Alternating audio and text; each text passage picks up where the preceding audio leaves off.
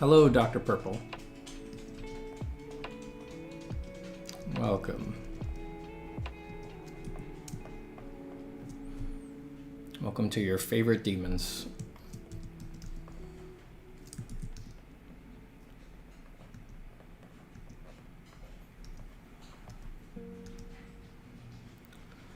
Let's draw. Here we go.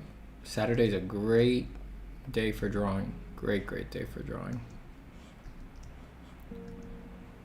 Because of star alignments that happen on Saturdays, Saturday is a superior day to practice drawing.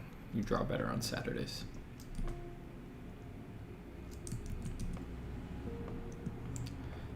Bat's bug is here while it's streaming. I'm very happy to hear that, Bat's bug. Go on, sit, watch, draw. Listen to lovely New York City Saturday traffic in the background.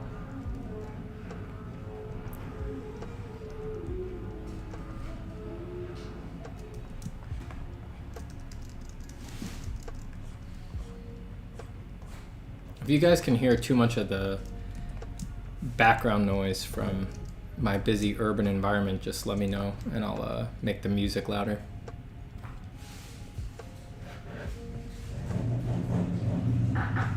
Hi Juan, saludes.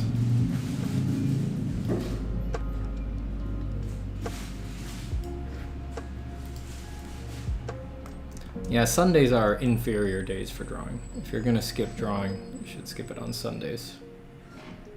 Due to the magnetic poles of distant planets, everybody draws worse on Sundays. It thickens the murky veil between this world and the realm of Platonic artistic ideas from which we all pull our inspiration.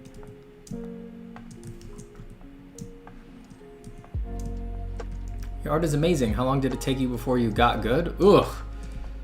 Unfortunately, the answer to that is that I always feel like today is the day that I got good.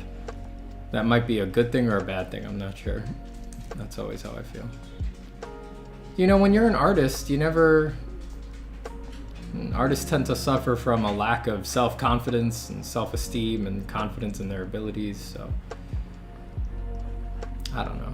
I don't really think about how quote-unquote good I am. I think about everything that I want to do, which is like right outside the grasp of my abilities.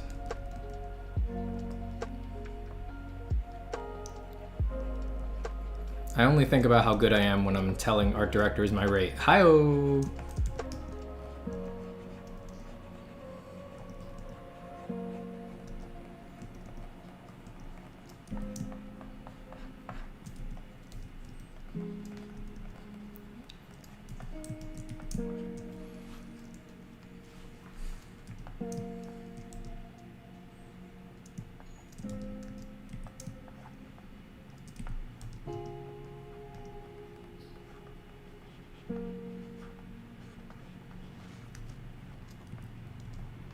What about Mondays? Mondays are an average day for drawing. Because of the vibrations coming off of all the waterfalls in the world, everybody draws very average on Mondays. Everybody is more afraid. Everyone is more affected by these waterfall waves than they are by their breakfast. So everybody draws average on Mondays.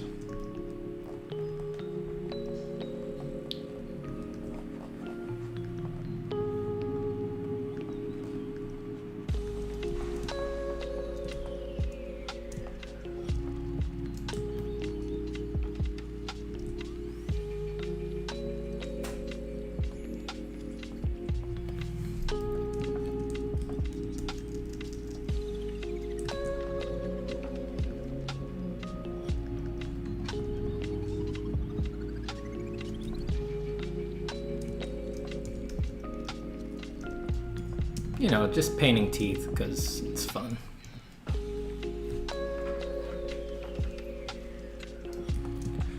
Just painting some teeth.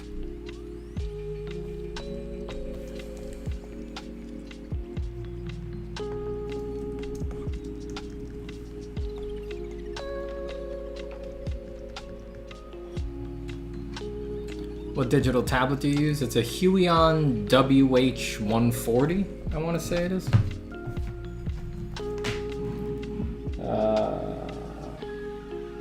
Yeah, 1409. The WH1409. I only just recently switched to this. I've been using Wacoms my whole life. Really, any tablet will do. Any tablet is, at this point, any tablet is like way advanced technology-wise compared with what people were using, compared with the tablets people were using just a few years ago, and much great art was done with those tablets, so anything will do. I recommend to anyone who's in the market for one to just pick up the whatever the beginner series is, like the entry-level cheap one. It doesn't really make a difference.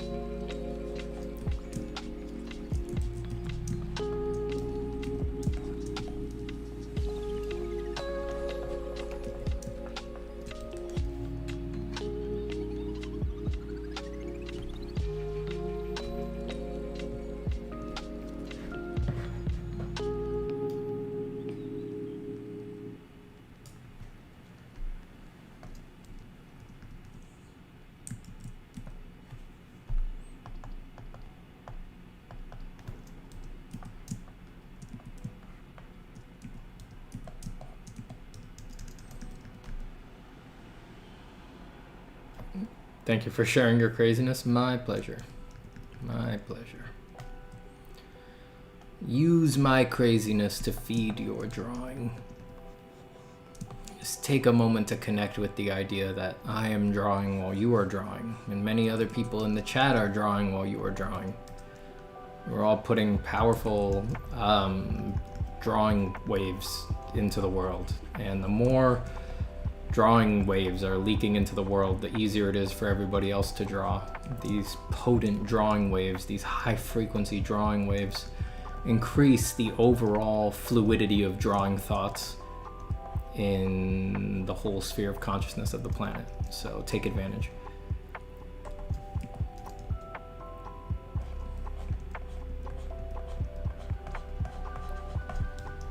And then buy my patented drawing wave conducting antenna.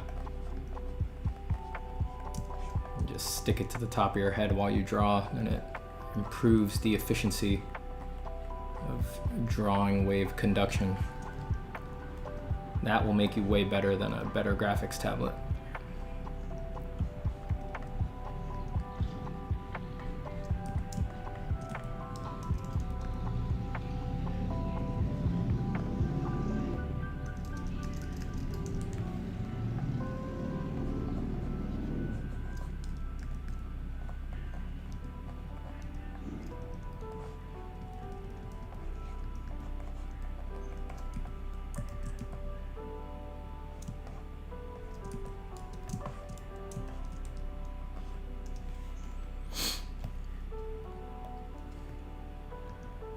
This looks awesome. Thank you.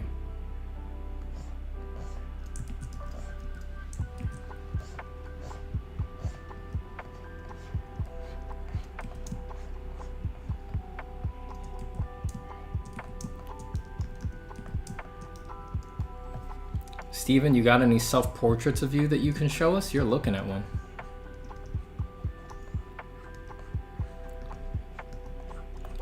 You are looking at one.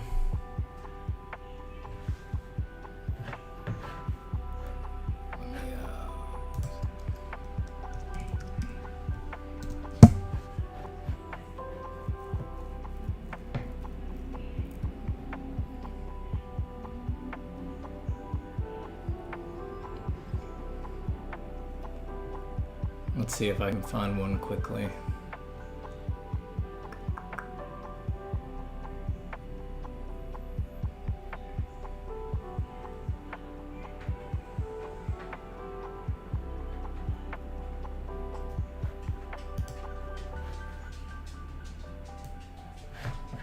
I always like that one. I think that one looks like me.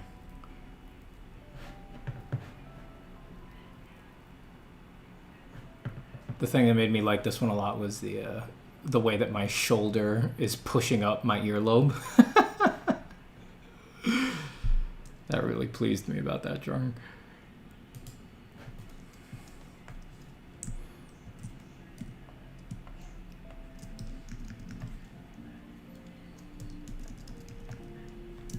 You have nice teeth, Steven. Yeah, it kind of sucks that this demon, this horrifying nightmare demon, has nicer teeth than my actual teeth. My real teeth are way more frightening and unsettling than this demon's teeth.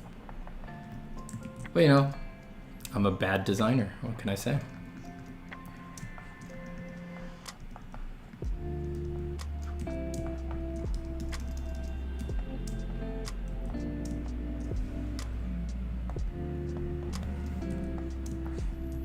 I need to put some, I miss this area for putting in some clear shapes, so I'm just gonna do that now while I'm here.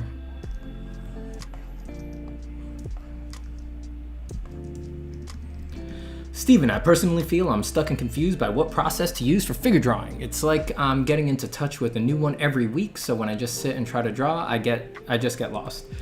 So I can't know too much, but the state that you're describing sounds like something that I think of as drawing drunkenness. You've become intoxicated by the sheer amount of drawing that you are doing. You've become intoxicated by the amount of pedagogies and systems you have been exposed to and all of the ideas behind those systems. And every time that you sit down to draw, you are drunk off of those things, the nuts and bolts, the details of drawing, instead of being drunk off of the idea, instead of connecting with the pose that you're drawing. And that always needs to be your number one priority. And you can correct a lot of that by refocusing on that. Just wash all of that stuff out of your mind. You're gonna remember the important stuff from all of those systems and all of the things that you've learned. Just let them float away and ask questions about the pose, about the thing that you're drawing, about the figure that you're drawing. Probably for any given pose, there's going to be one system that would best address one part of that pose, and another system that would best address another part of that pose, and another system that would best address another part of that pose. So maybe the legs would best be handled with Mike Matessi's force method, but then the arms would best be handled by sketching like Frank Frazetta, but then the head would best be handled by doing a Loomis head to get down that head. It's like everything is a mix, you know? So don't let yourself get married to one thing. Just look at the pose, look at the actual drawing and say, what does this one need? And think more in terms of the actual piece instead of where you are in art journey land and what pedagogy you're supposed to be employing and everything like that. Stick with the content. Stick with the content.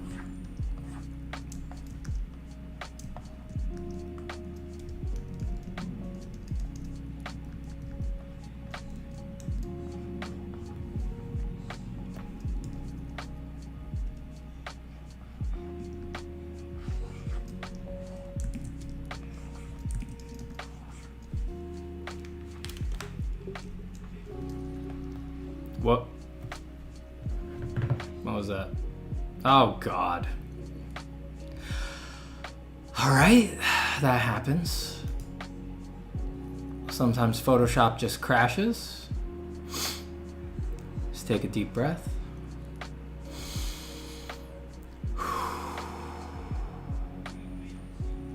Oh, no, trust me, I know an error occurred. You don't have to remind me. And it's gone. So just reopen that.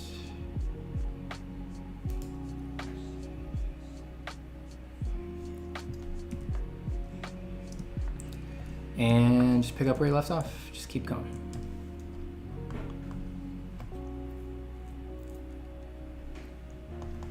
Whatever you need to redo, you'll always do it twice as fast the second time.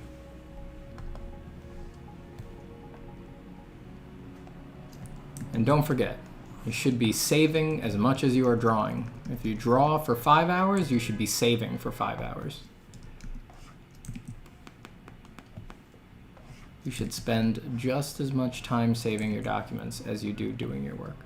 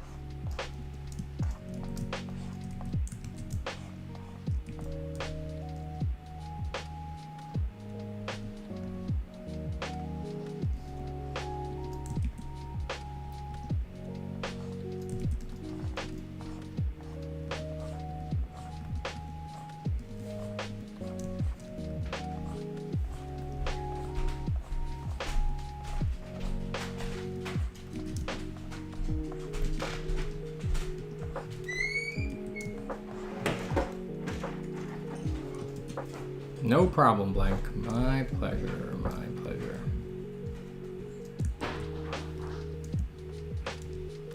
How's Adobe's autosave functionality? It works sometimes and doesn't work other times. I have not let it change my saving habits. I save constantly.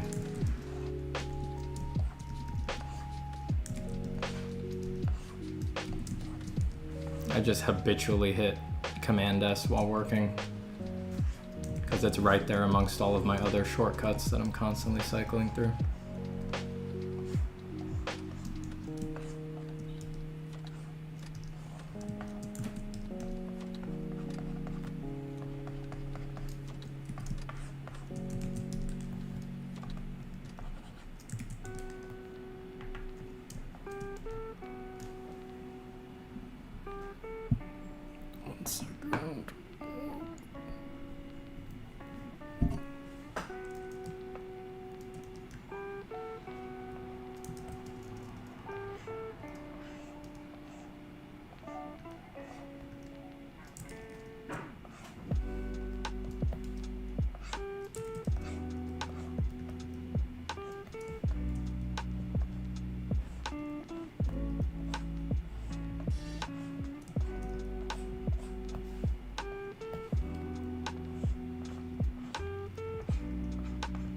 No, I don't like my microphone there. I have to move it again. I'm sorry. It's just the way it's gotta be.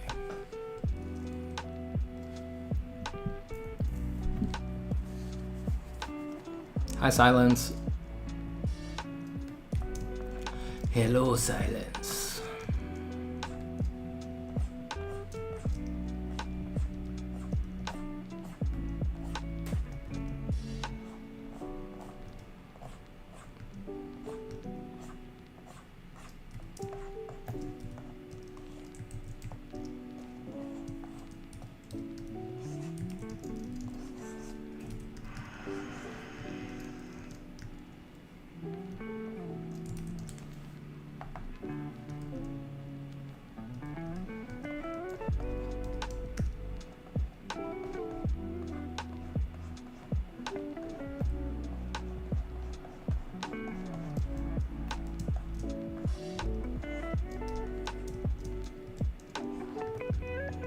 Is that Jabba's brother? It's whatever you want it to be.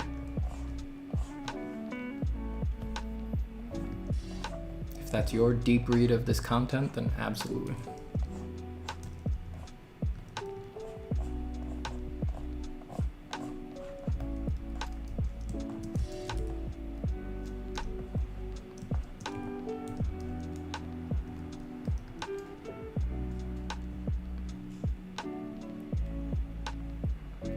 Thanks, Adam. Glad you like the variations.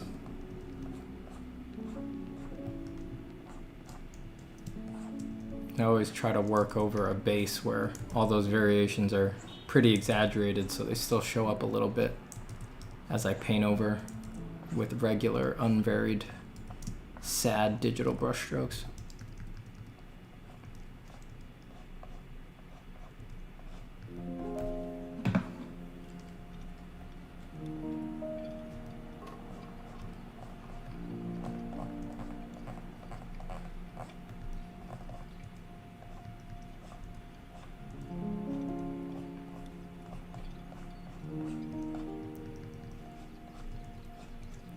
I like my Huion tablet fine.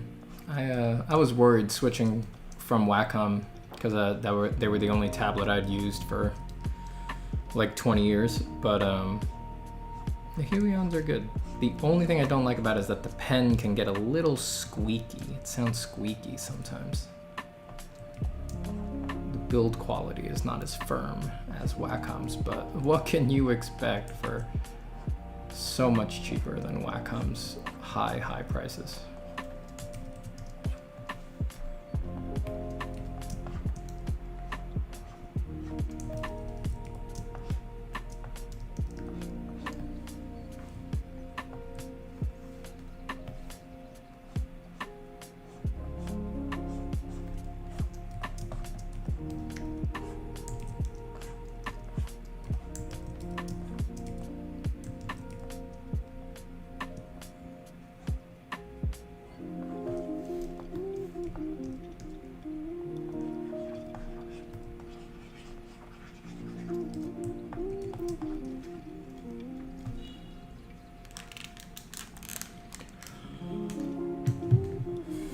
Hi, mad t. I'm good. Body's not feeling 100% today, but still here drawing. Feel good emotionally.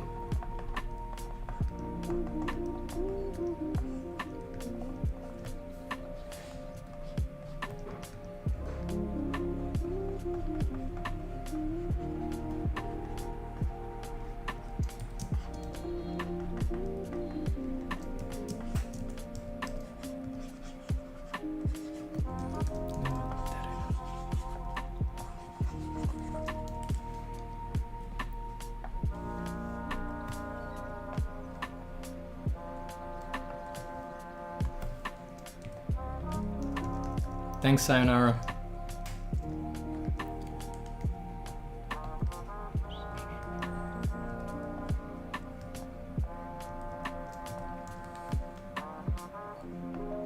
Any advice on choosing masters to study from? Have to do a master copy oil painting for class and having a hard time narrowing down what I want to do versus what I should do. I would always do what you want to do. Don't do what you should do. You should copy a master who is very close to the kind of work that you want to do.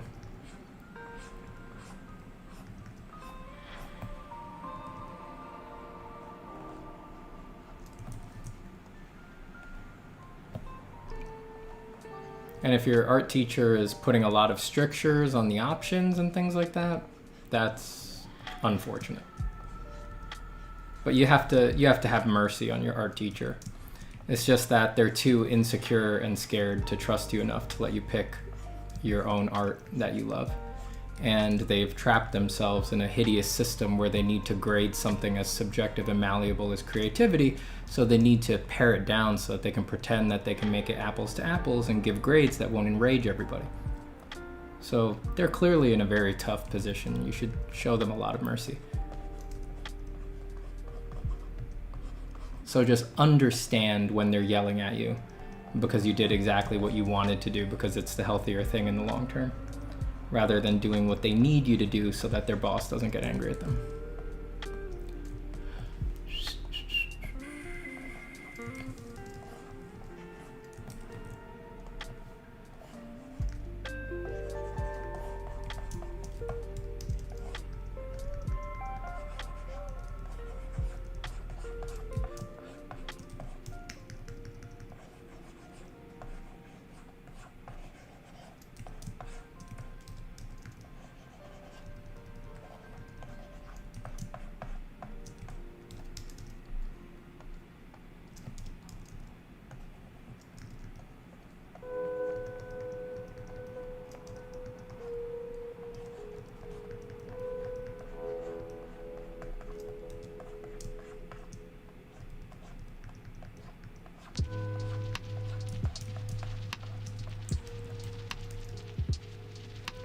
Bye, Thomas.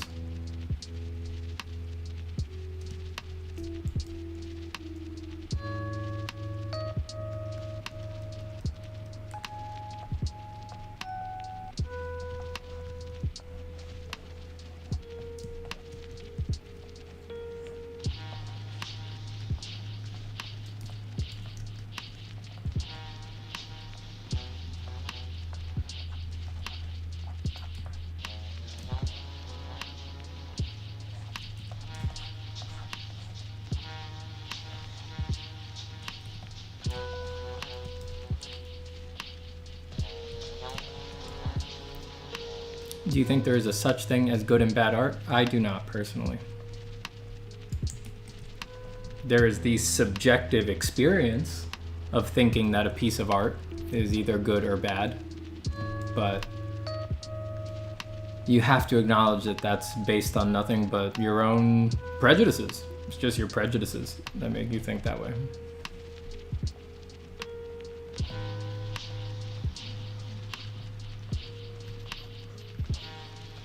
I don't believe there's any objectively good or bad art.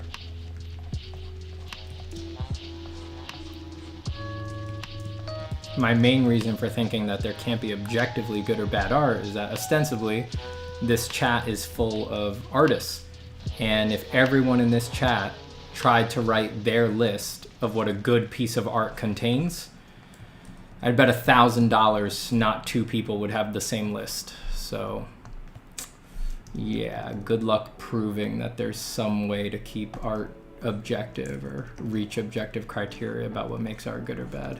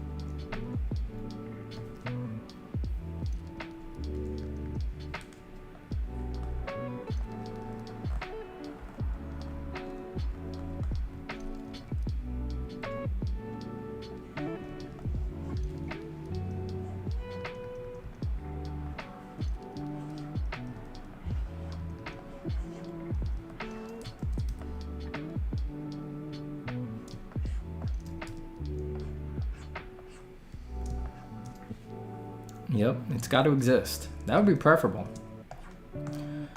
Preferable to not existing.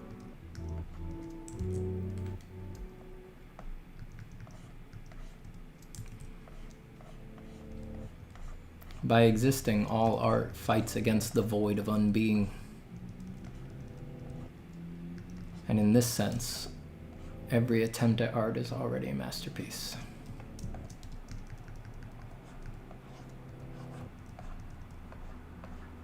I will not go silently into that dark night.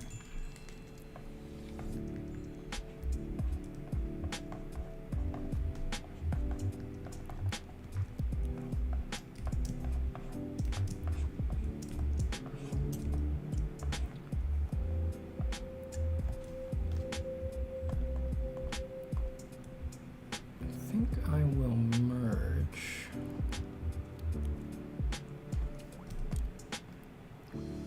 Ooh.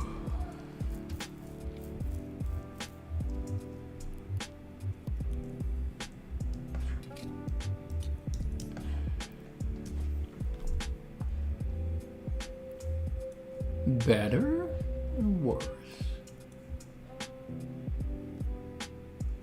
Even though I tend to always move forward,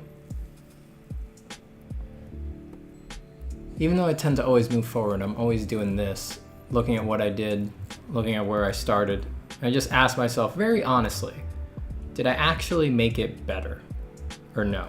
And then I usually keep going, no matter what the answer is, but I think it makes me stay in touch with my process across many pieces and take it very more seriously what I do and don't do to pictures.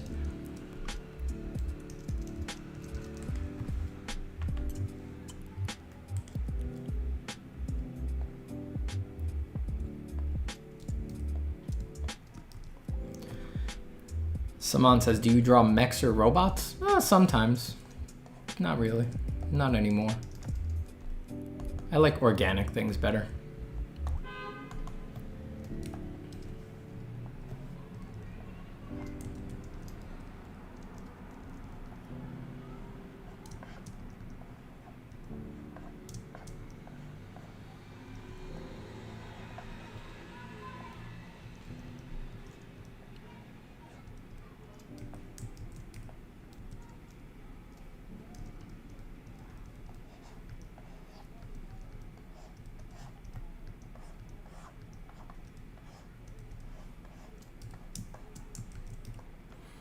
Steven, is this one inspired by the Pot of Greed card? Yeah, indirectly, I think so. It wasn't consciously on my mind when I was sketching it, but a few people brought it up in the chat, and I'm like, yeah, definitely that's in there. I also think it probably, just the color choices by chance. Like, if I had made this head red, I'm not sure anybody would have thought it looked like Pot of Greed, but color is so powerful on its own. I just picked green because I was flipping through colors and it popped out as interesting. And then I did purple just because green and purple is like a classic sinister combo. And yeah, it wound up looking like Pot of Greed.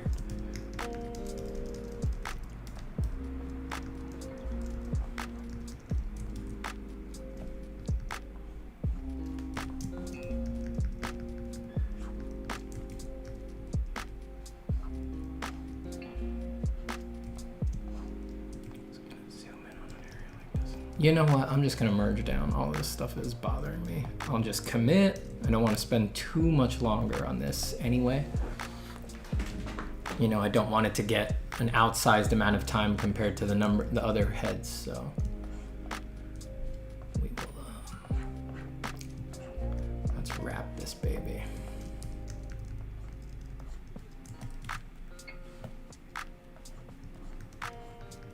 I say that like it's about to happen fast, when it's definitely not about to happen fast.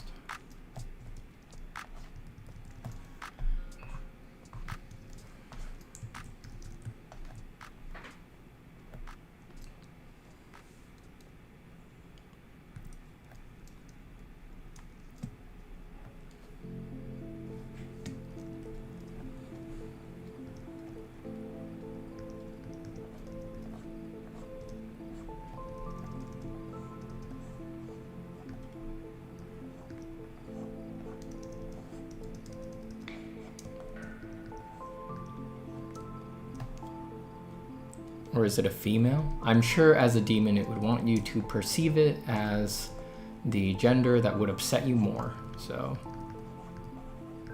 I will leave it at that.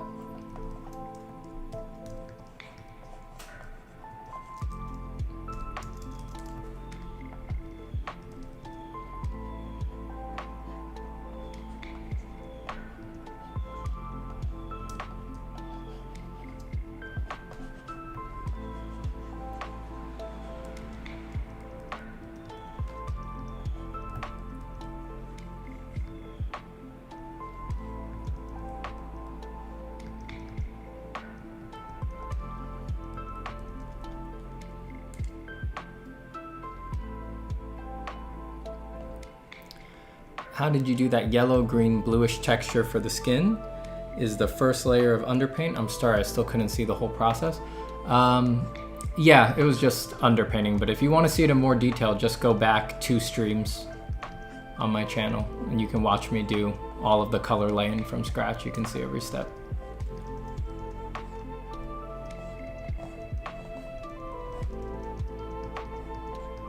I'm sure some kind soul in the chat would give you a link if you ask nicely. Hi, Eva.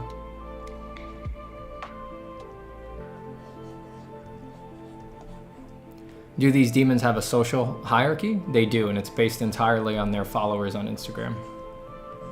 The strongest demons are the ones with the most influence on demon social media.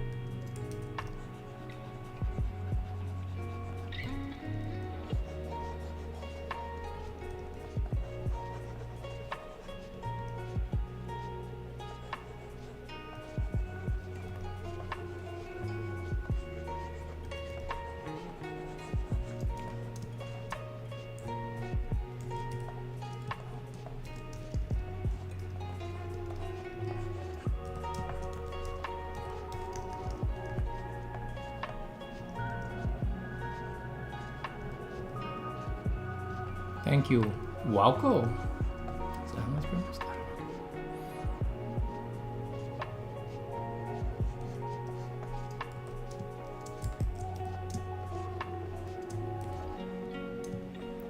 Do I have any favorite art of books? I haven't bought one in a while.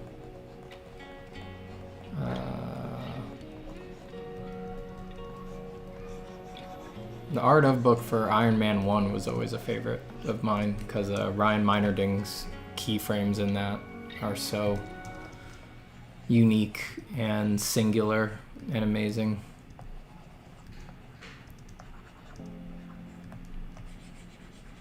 Right time, right place.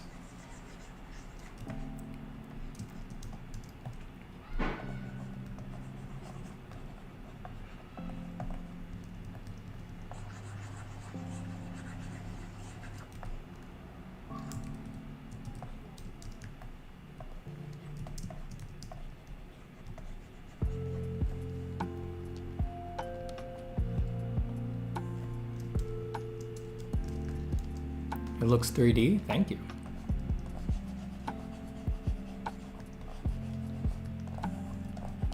I do tend to go for form. I will admit, I do think it would have looked more 3D with that lighting setup, but it just wasn't the right lighting for the emotion of the face. It was better to do it underlit and sacrifice a little bit of form.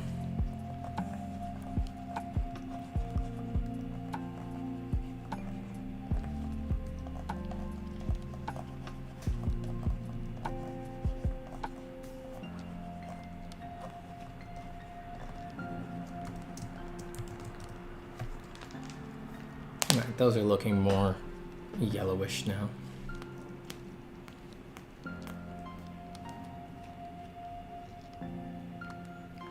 Is beauty a subjective thing we can only experience individually, or is it something that exists in the objective world? I don't know. Is beauty in the eye of the beholder? It sure seems so. But if you were a Platonist, if you were Plato, you would think that there was a Platonic ideal for beauty that existed for real somewhere in the realm of ideas, and that all impressions of beauty were merely a shadow of this and serve most usefully to triangulate the distance between true beauty and this faulted beauty and yourself.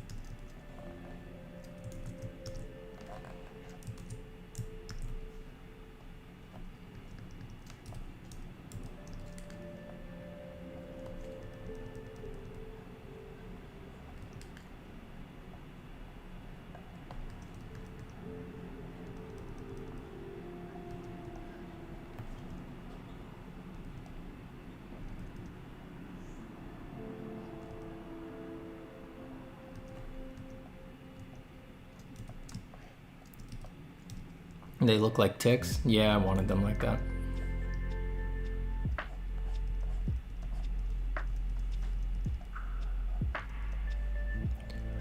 I hope you're all having a lovely Saturday.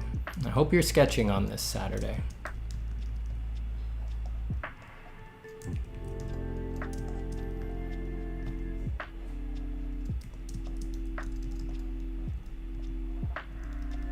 If you could be using this time to draw, and you're not, why not?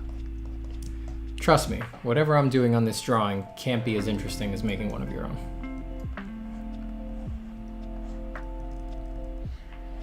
Make your art.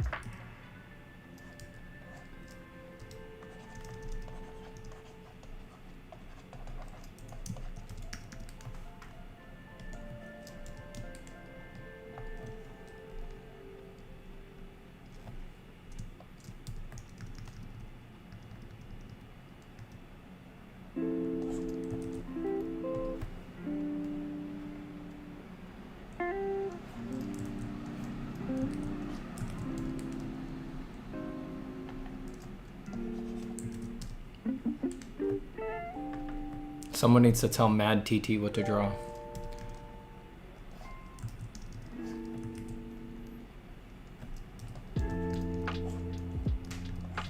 I don't tell people what to draw. It goes against my ethics, but maybe someone in the chat can help you.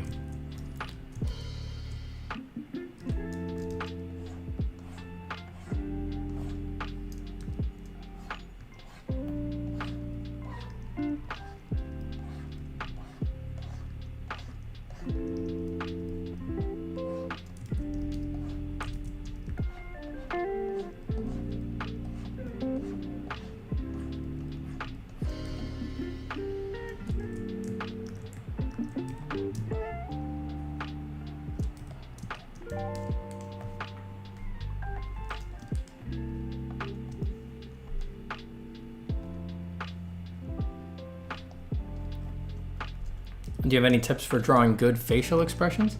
I try to start with an emoji if I'm having trouble.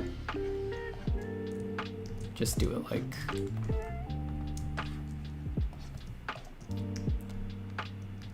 If you're interested in this, for the record, I go through this in my Essential Exercises for Beginner and Intermediate Artist video, which you can find by following the link in the description. But when I have trouble with an expression, I just draw like this.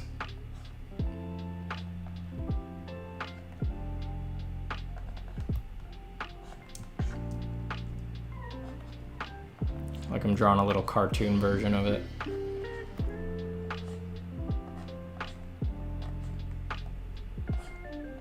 So I can do that in perspective or front on.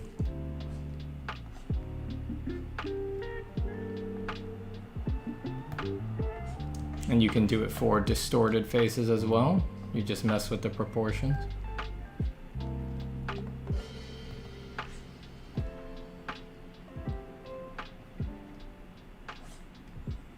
And then I just add detail to that. You know, draw the rest of the owl or whatever.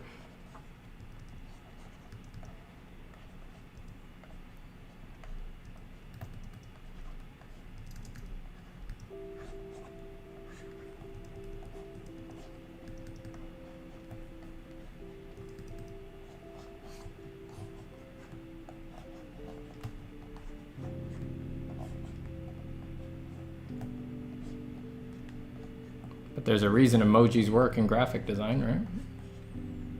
That ensures that you'll keep the same emotional read in the complicated version if you get it very strong and feeling like what you want in the cartoon version.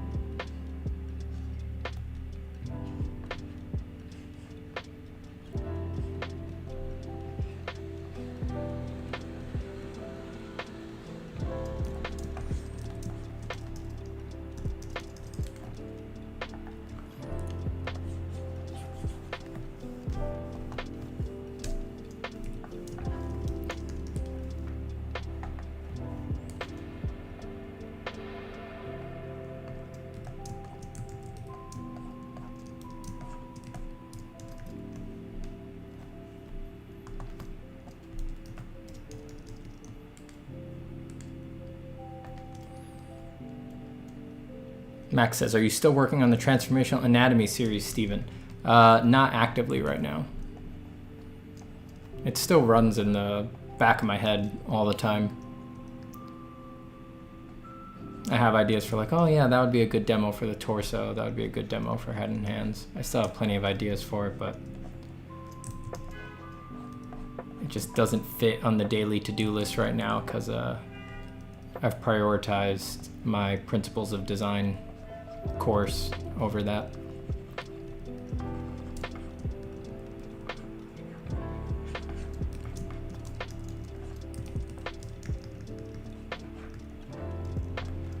But I will finish Transformational Anatomy because that's the only tutorial series that is actually about what I do. You know, Secrets of Shading is just shading that applies to everybody. Beginner exercises, the principles of design obviously applies to anyone who wants to do any kind of design or illustration oriented work where they need to solve compositional or design problems. So that's all knowledge that I have that I want to share, but Transformational Anatomy is the only one that's dealing with stuff that's specifically what's in my work, you know, and is relevant for my kind of work. Everything else is more generalized.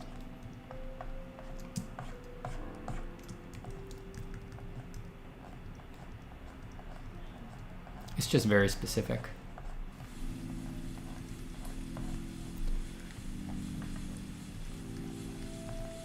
But I still will want to leave a record for those who will come after me, who want to go down the path of transmogrification.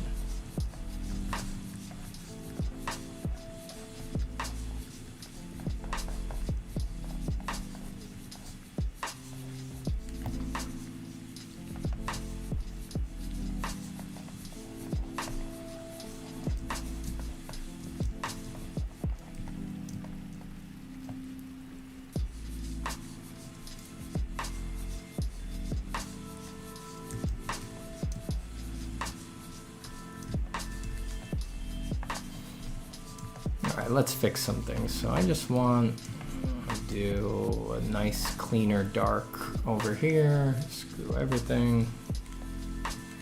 Let's just crank that up, take that off that. Put that much stronger.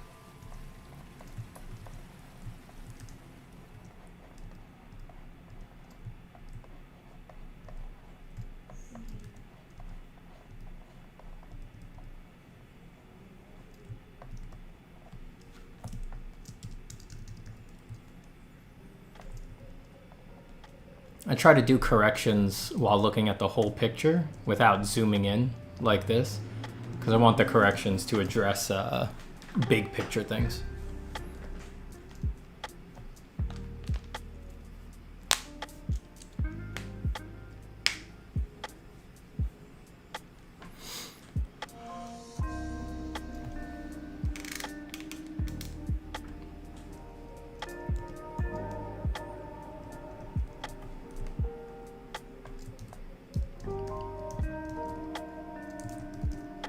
Are you guys debating the objective existence of beauty in the chat?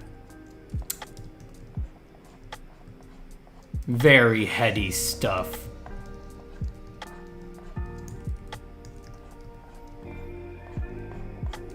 I guess it's not bad for chat conversations as far as chat conversations go.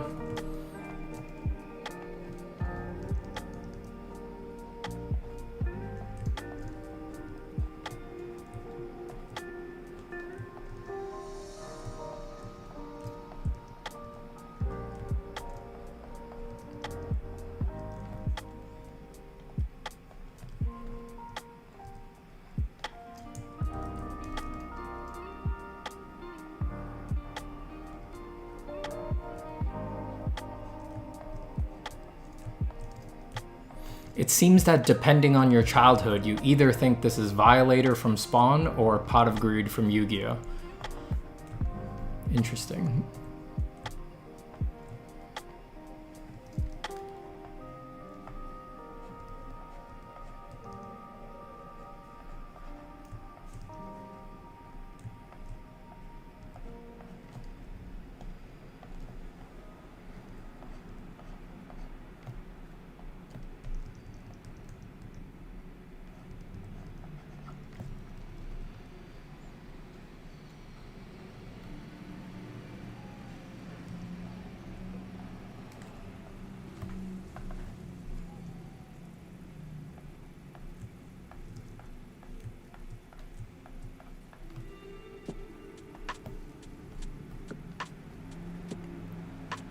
Don't read poetry. Sorry, Hiraxe.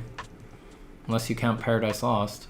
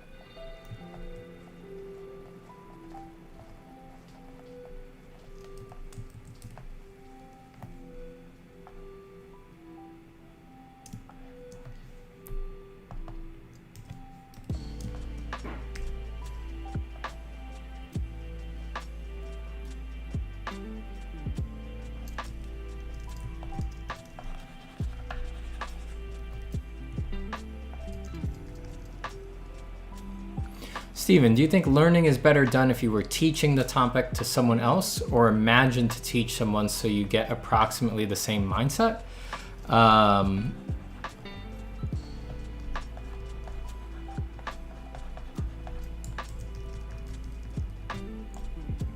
I've certainly learned a lot from teaching art to other people.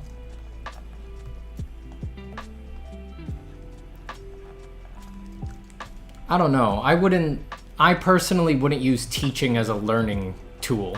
You know, it's a nice side effect, but teaching is too hard to be done for your own self-benefit, I think. I think if the primary reason you're teaching something is to improve your own understanding, and it stays that way after the first session of teaching, you probably shouldn't be a teacher. You should always be focusing on the students.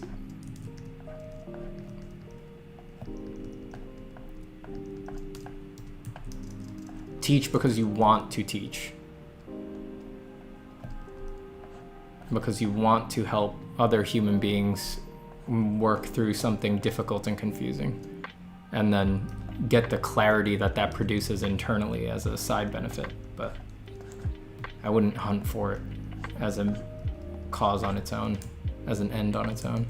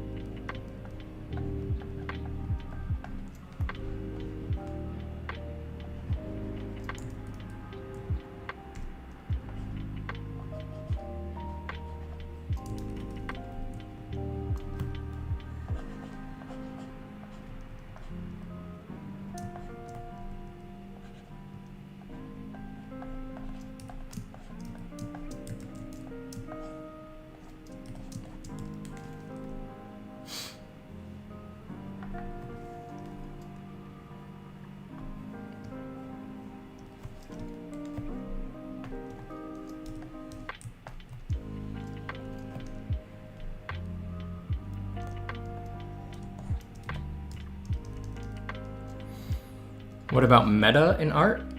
Like meta meditation, like loving kindness meditation? Is that the meta you mean? Or are you talking like League of Legends meta?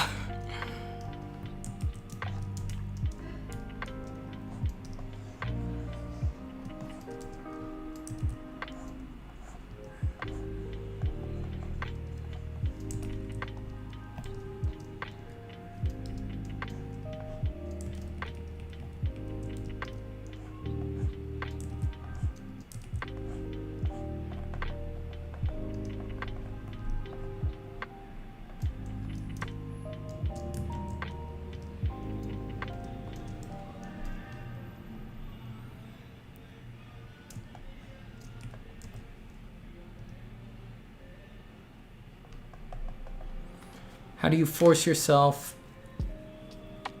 to move on when you notice something that you could have done better that you did not notice before? Try to force yourself to move on by fixing it. That's the healthiest thing you could do.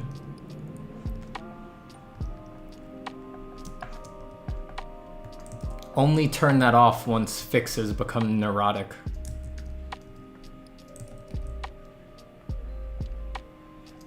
Or when fixes stop changing it very tiny, like in the bottom left in the navigator over there. There's just, you need to have your own personal bar, I think, for where, like what amount of time on what kind of piece are fixes healthy and valuable. You know, how long does that last? Is it if you do it for a day? Is it if you do it for 2 days? Is it if you do it for an hour? And then you need to have a bar for, I know if I've been quote unquote fixing it for 6 days, I am wasting my time. And I'm just looking for an excuse to not move on to the next step or to finalize it or to finish it. I think it requires a personal bar, unfortunately. Like so much in art, it needs to be individual. Like in meditation, yeah, I mean, I've definitely had experiences where it seemed very clear to me that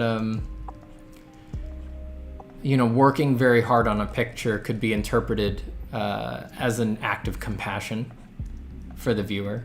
You know, I've had very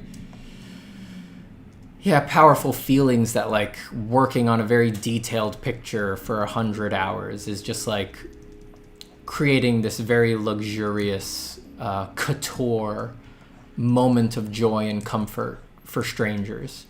And if I removed my own desire to be perceived as a badass artist or whatever from that, that would be left there in the core, and that seemed very healthy. You know, that seemed like a very good thing, a good state to be in, and would, it seemed, also probably produce good work, you know, to do it for the viewer's sake. It's amazing how the least useful thing you can do with your art, basically, is to base everything on what it means about you and what the quality of a picture means about you and your journey in art and things like that. That's probably the least useful of the mindsets you could come from with art. But that is the one that we adopt the most. And the mindset that you're doing it for the viewer very rarely gets put on. And the mindset that you are doing it for the art, thinking and making choices for the sake of the piece as such, that almost never gets put on. And it's no wonder most drawings flop and are experienced with frustration. You're just starting out from a place that's utterly self-interested.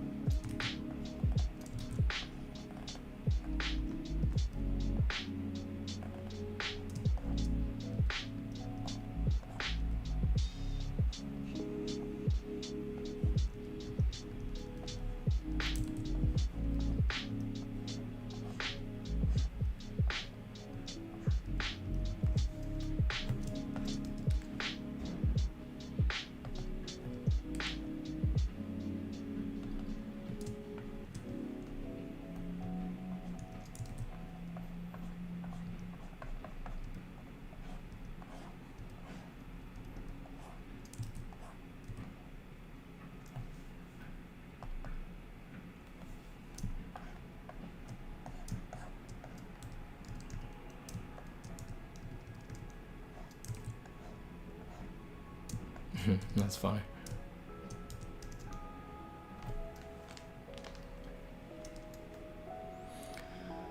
Hi Zap, I'm in the same dilemma of learning to teach. I have a few skills up my sleeve, but I seem not to finish any project because I have to move on to the next skill. What's your take? Ted from Kenya. So, how to put this? Let me think about this for a second. There's an infinity of ways to finish, right? You can do very little work on something and it can be finished. You can work on something for a year and then it can be finished.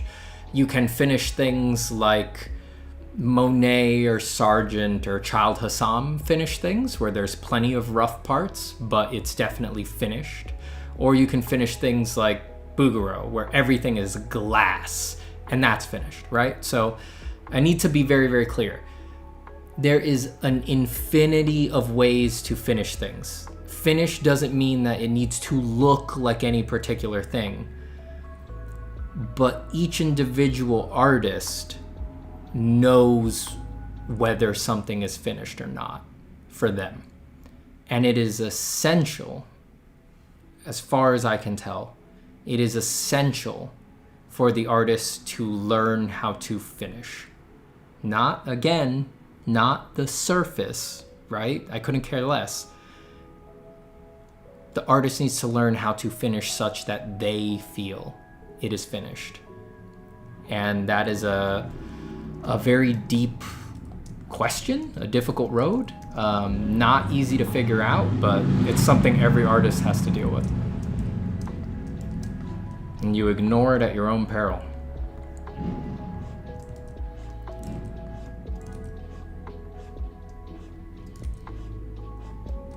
It's like there's no easy answer there, right? There's no trick to learning how to finish stuff.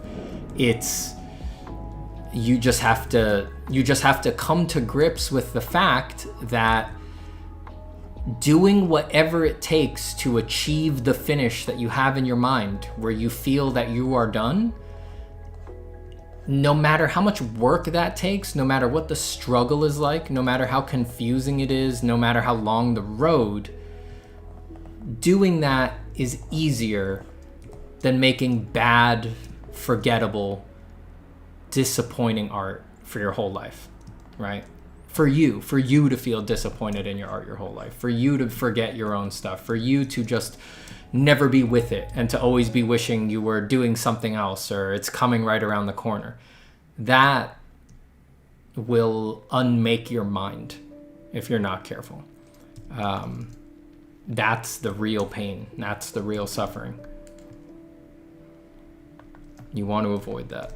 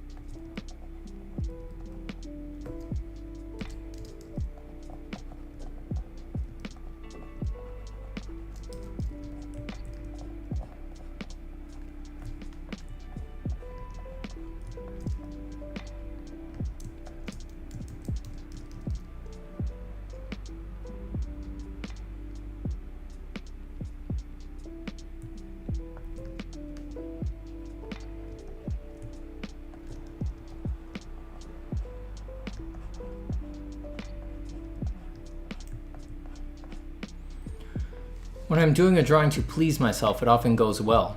I don't know if it's being self-centered, but it often feels better than when I do it concerned with how others will perceive it. No, I mean, that's a given as far as I'm concerned. Being concerned with how others will perceive it tells you absolutely nothing about what needs to happen to the drawing. But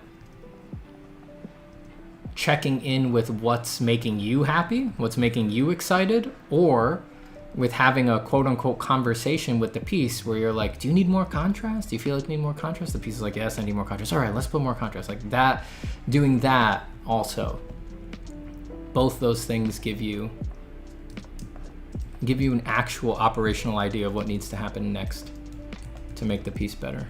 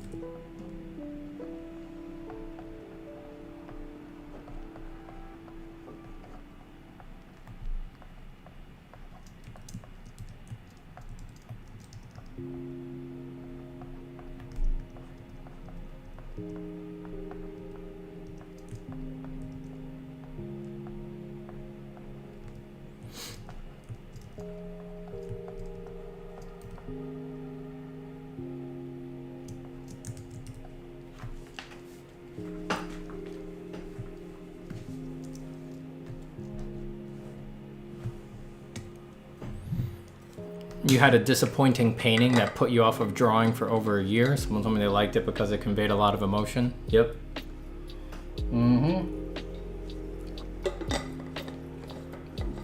Yeah, don't worry about it. Ain't that how it goes?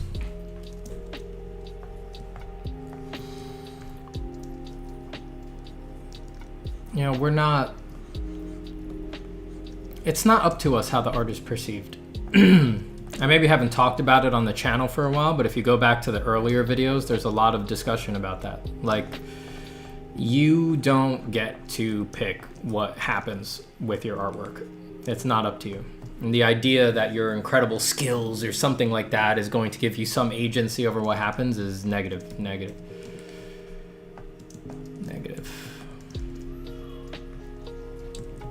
You're gonna do pieces that you are sure are your best, and they're going to be your worst.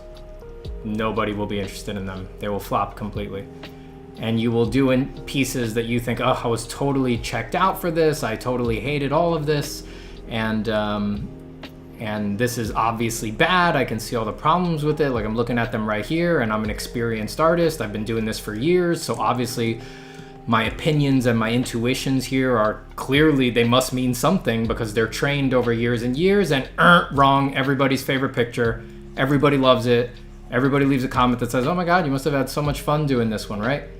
Chaos. Take your emotions out of it. They don't matter. They don't matter. I mean, they matter as much as your emotions matter, right? But they don't matter to the art.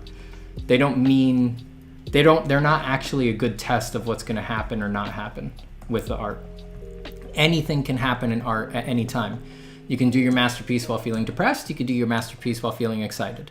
You could do your biggest failure turkey ever while feeling like you're mainlining the secret truth of the universe, and vice versa. So to get too caught up in how you feel about a picture, how you judge a picture, and how other people judge pictures conversely it's guaranteed to disappoint you your whole life, your whole career. There's no way it's going to go well for anybody. It's always guaranteed to disappoint for your whole career. So most artists need different goals. You internalize your goals. It's not about how it comes out. It's not about trying to control how it is perceived perfectly. It is the act. It is the beauty of the doing. And you can include in the beauty of that doing a rather sophisticated, very elaborate and layered game where in the doing you care very much about how it is perceived. But to be a mature, balanced artist, the second the picture is done, the second the game is over, you drop it like it never happened. And you couldn't care less. Onward, next picture.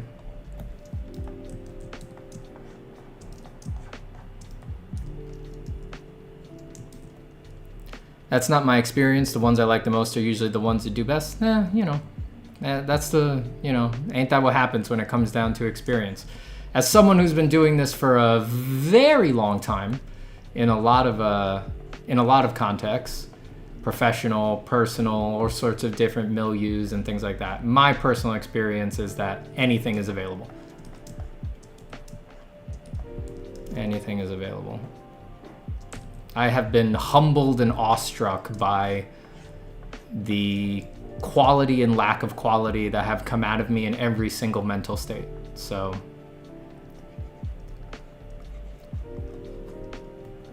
it's a fool's errand to try to control that or depend on that. But again, it doesn't matter. Like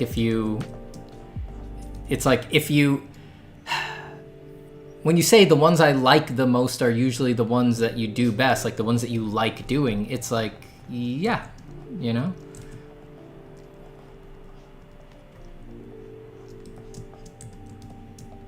There's all sorts of ways that things can do best.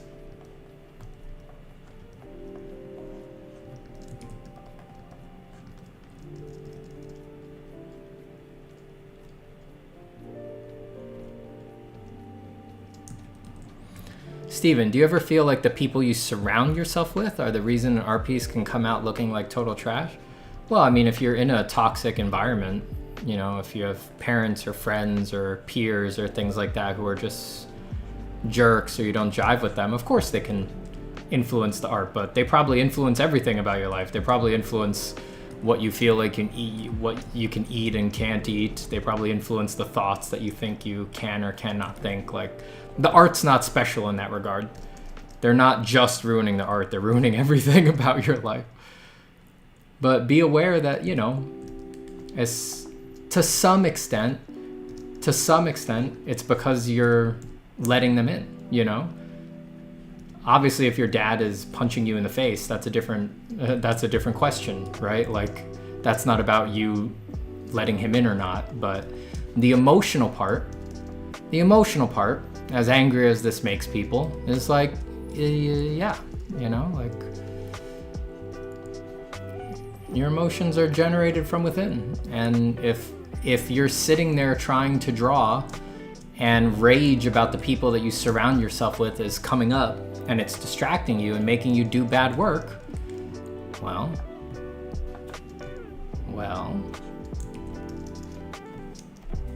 I think the whole paradox is kind of hidden inside the phrase, "You made me angry." Really. I think everybody's going to have different intuitions there, but really look at that phrase. You made me angry. Really?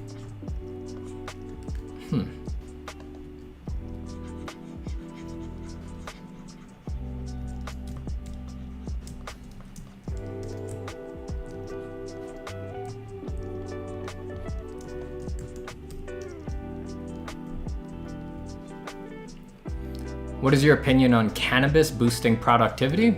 Depends on the person. I think anything drug related is always dependent on the person. For some people, it will do that, and for others, it will not.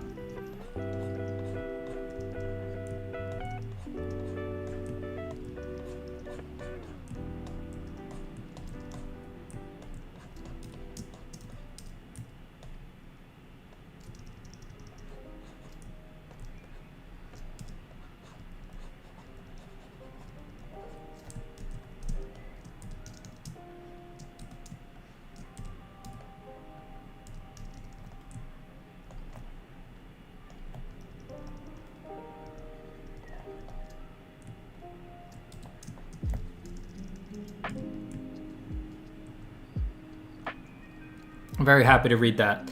Frippatronics, truly. Very happy to hear that. Happy to help in whatever little way possible. I am just some guy on the internet, and the words that I said seem to land just right on you. So really, as far as I'm concerned, you helped yourself. You just had the right conditions, the right interests, the right moment to have some of those words land just right. And if you're experiencing a change in your mind, it's you doing that, not me. So congrats on helping yourself.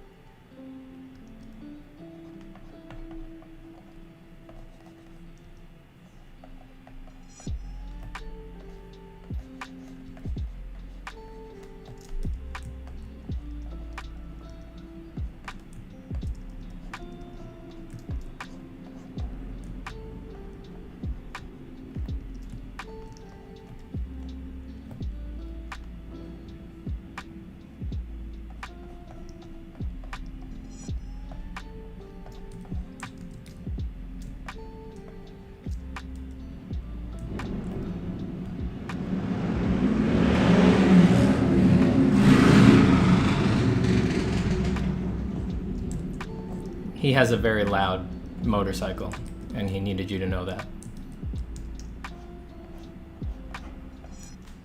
He just needed you to know that.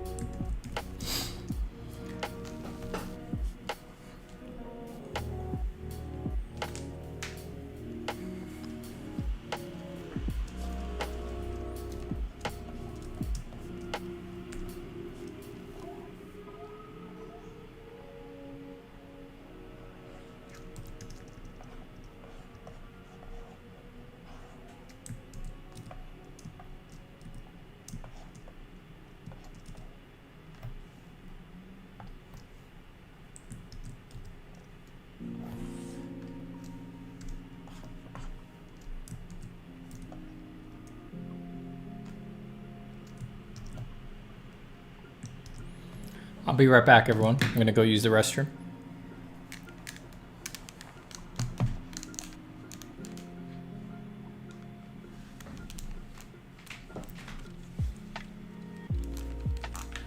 I saw you right before I got out, Med. Get out of here. What are you doing in here?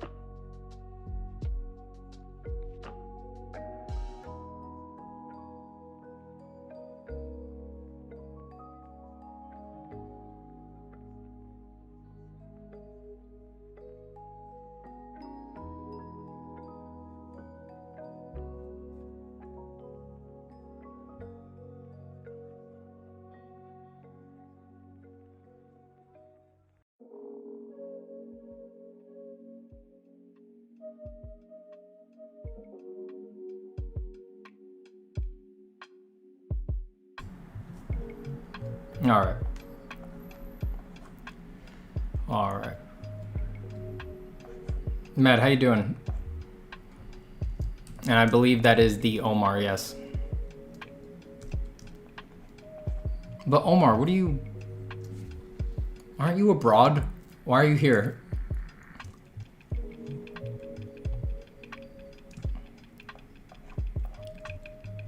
I'm worried that... Omar, I'm worried that you telling me you were abroad was a Was one of your petty lies, just to see how much you could get away with me. See what you could convince me was true that is not true. Matt, are you just dropping by to say hi in the chat? Are you trying to talk on voice? What are you doing here? Are you trying to use me as a drawing companion? Are you drawing away happily at your desk?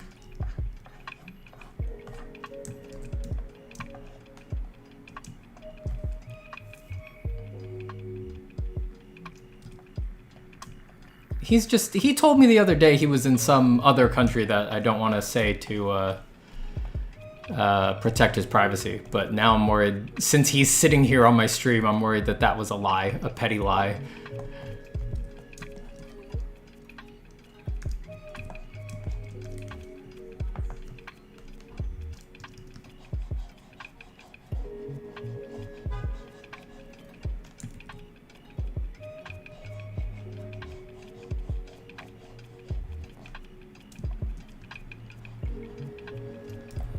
You can hop on for a bit? All right, let's chat. I think I could be on here for like another 20 minutes, so won't be too long. Let me hide this right quick.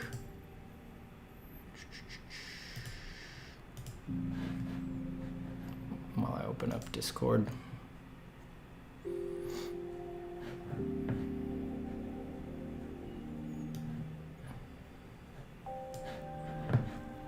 Omar, I don't think I can subject my audience to your sheer toxicity.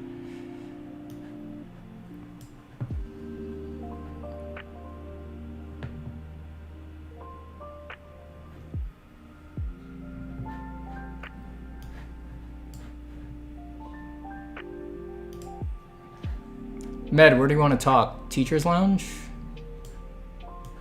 Another server?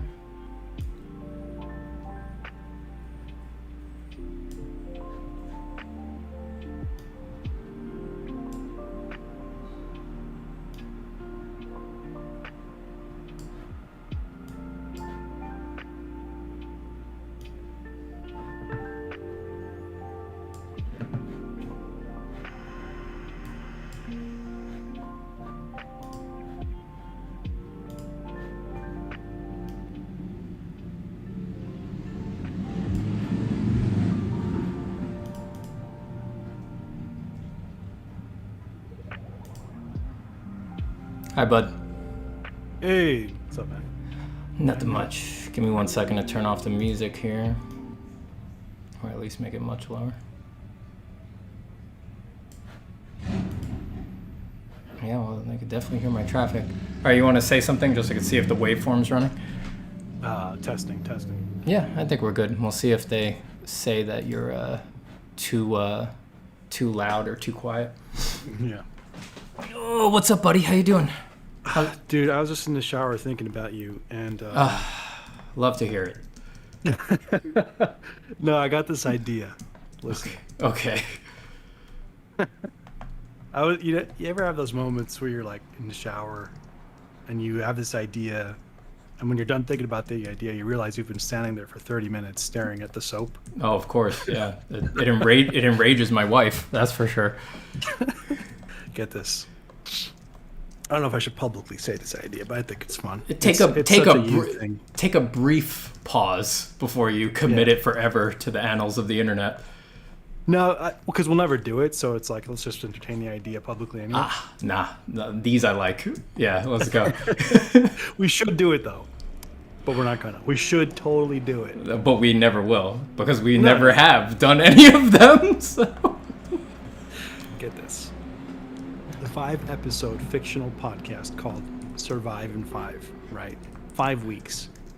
The setting is 2 people in the almost apocalyptic world, meteor heading to Earth, and we come up with these 2 characters. I play one, you play the other, and it's an animated podcast where we're giving our ideas about what are you going to do in the final date? That kind of thing, you know what I'm saying? And we're like asking questions like, hey, you think they're going to set up Amazon Prime on Mars since they just landed there? But all of us, non-billionaires are still on Earth. And those are the discussions that we have. And we maybe by the end realize it's actually aliens coming to us, not a meteor. I mean, I'm in. And by I'm in, I mean we'll never do it. But I can imagine I can imagine a happy fantasy land where we do that. I am so down, but I'm also, we're not doing it. We would, each design our own little podcast station. So it's like we're calling one another, and my background has like, I don't know, art or whatever, but I'm a different character. So I'm not me. I'm somebody that I'm voicing. Yeah. And, there's a name for that on streamers now. What is it? When they have like a little animated, a VTuber. Yeah. But we script it all out. It's all 5 episodes, and we die by the end, or so we think. We die. So, and so if people write into the show, as in fictionally write stuff in the comments, playing characters, we like talk about those characters on the next week's podcast. Know what I'm saying? It sounds like work in the script. It sounds like a blast, but how would we animate it? I mean, that's really the prohibitive part. Everything else that you've said really sounds doable. It's the animating. Background's easy, right? You just get a little quick desk perspective shot, play it up like Arc 2, and we just have 5 or 10 frames of like sitting back, leaning forward, leaning to the side of these characters, and maybe just get some kind of, I know they have we could VTube it pretty much with like an automatic, whenever voice input comes through, the mouth moves, or no movement at all. Let's keep it simple. It sounds almost like Space Ghost Coast to Coast. Did you ever watch that? Yeah, exactly. All right, so that is kind of the vibe that you're imagining. Well, I love that vibe. Survive in 5, dude. Survive in 5. It sounds like so many of your ideas. It sounds like another vehicle for you to just think about sci-fi stuff for a really long time. Love it. That's really all you ever really want to do. I think my character would be Indian, and his name would be Ahmed or something. It's like very close to Ahmed, but and he's always talking about his mom's cooking. My mom's biryani is way better than yours, man. Oh, I don't know. God. It would be great. It would be great fun. It sounds like great fun. Low key, maybe a little racist, but that's also a lot of fun. No, it's playing up the greatness of Indian food, and God, it is delicious. Yeah, it's so good. Fuck, it is delicious.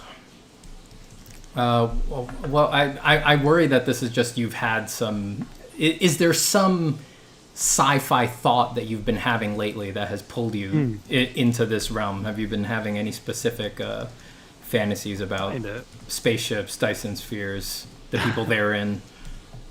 Well, Dyson spheres and the people who love them. Yes, and absolutely, Dyson spheres, Dyson swarms, it's all great stuff.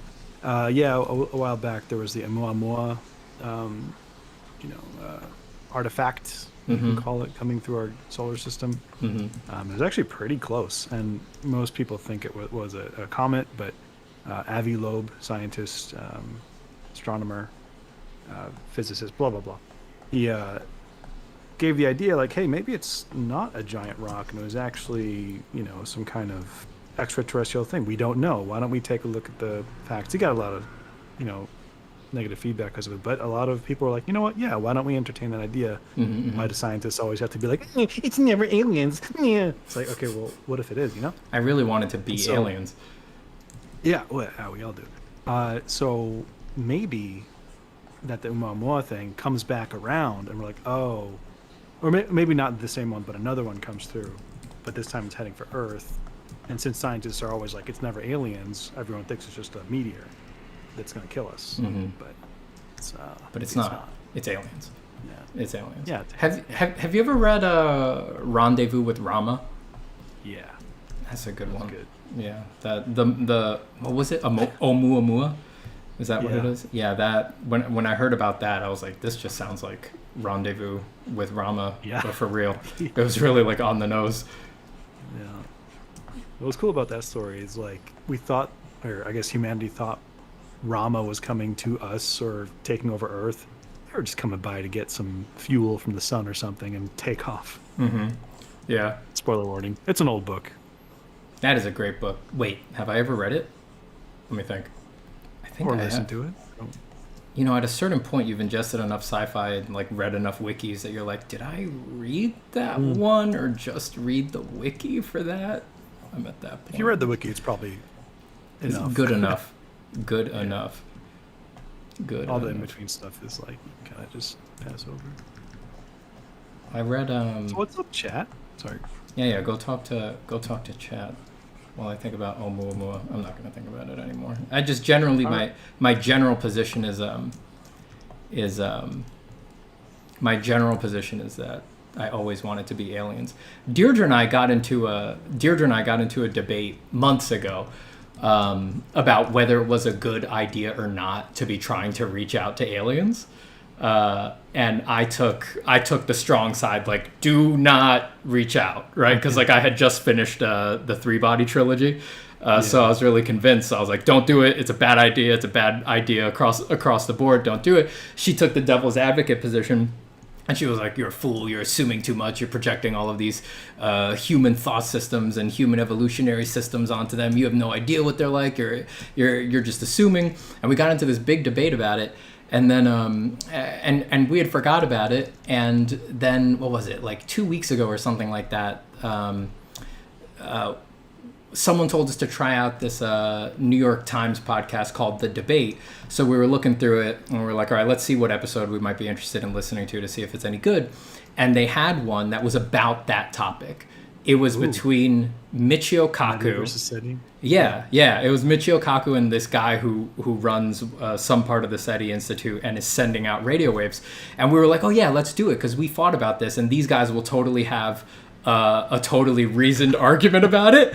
And we listened to it and they were worse than us. Like Michio Kaku was dunking on this guy, calling him an idiot basically. It was so funny. They almost got into a screaming match. Quality podcast. But then by the time we were done with it, we both wound up on the do not transmit side. Don't do it. Really? Okay. Stay quiet.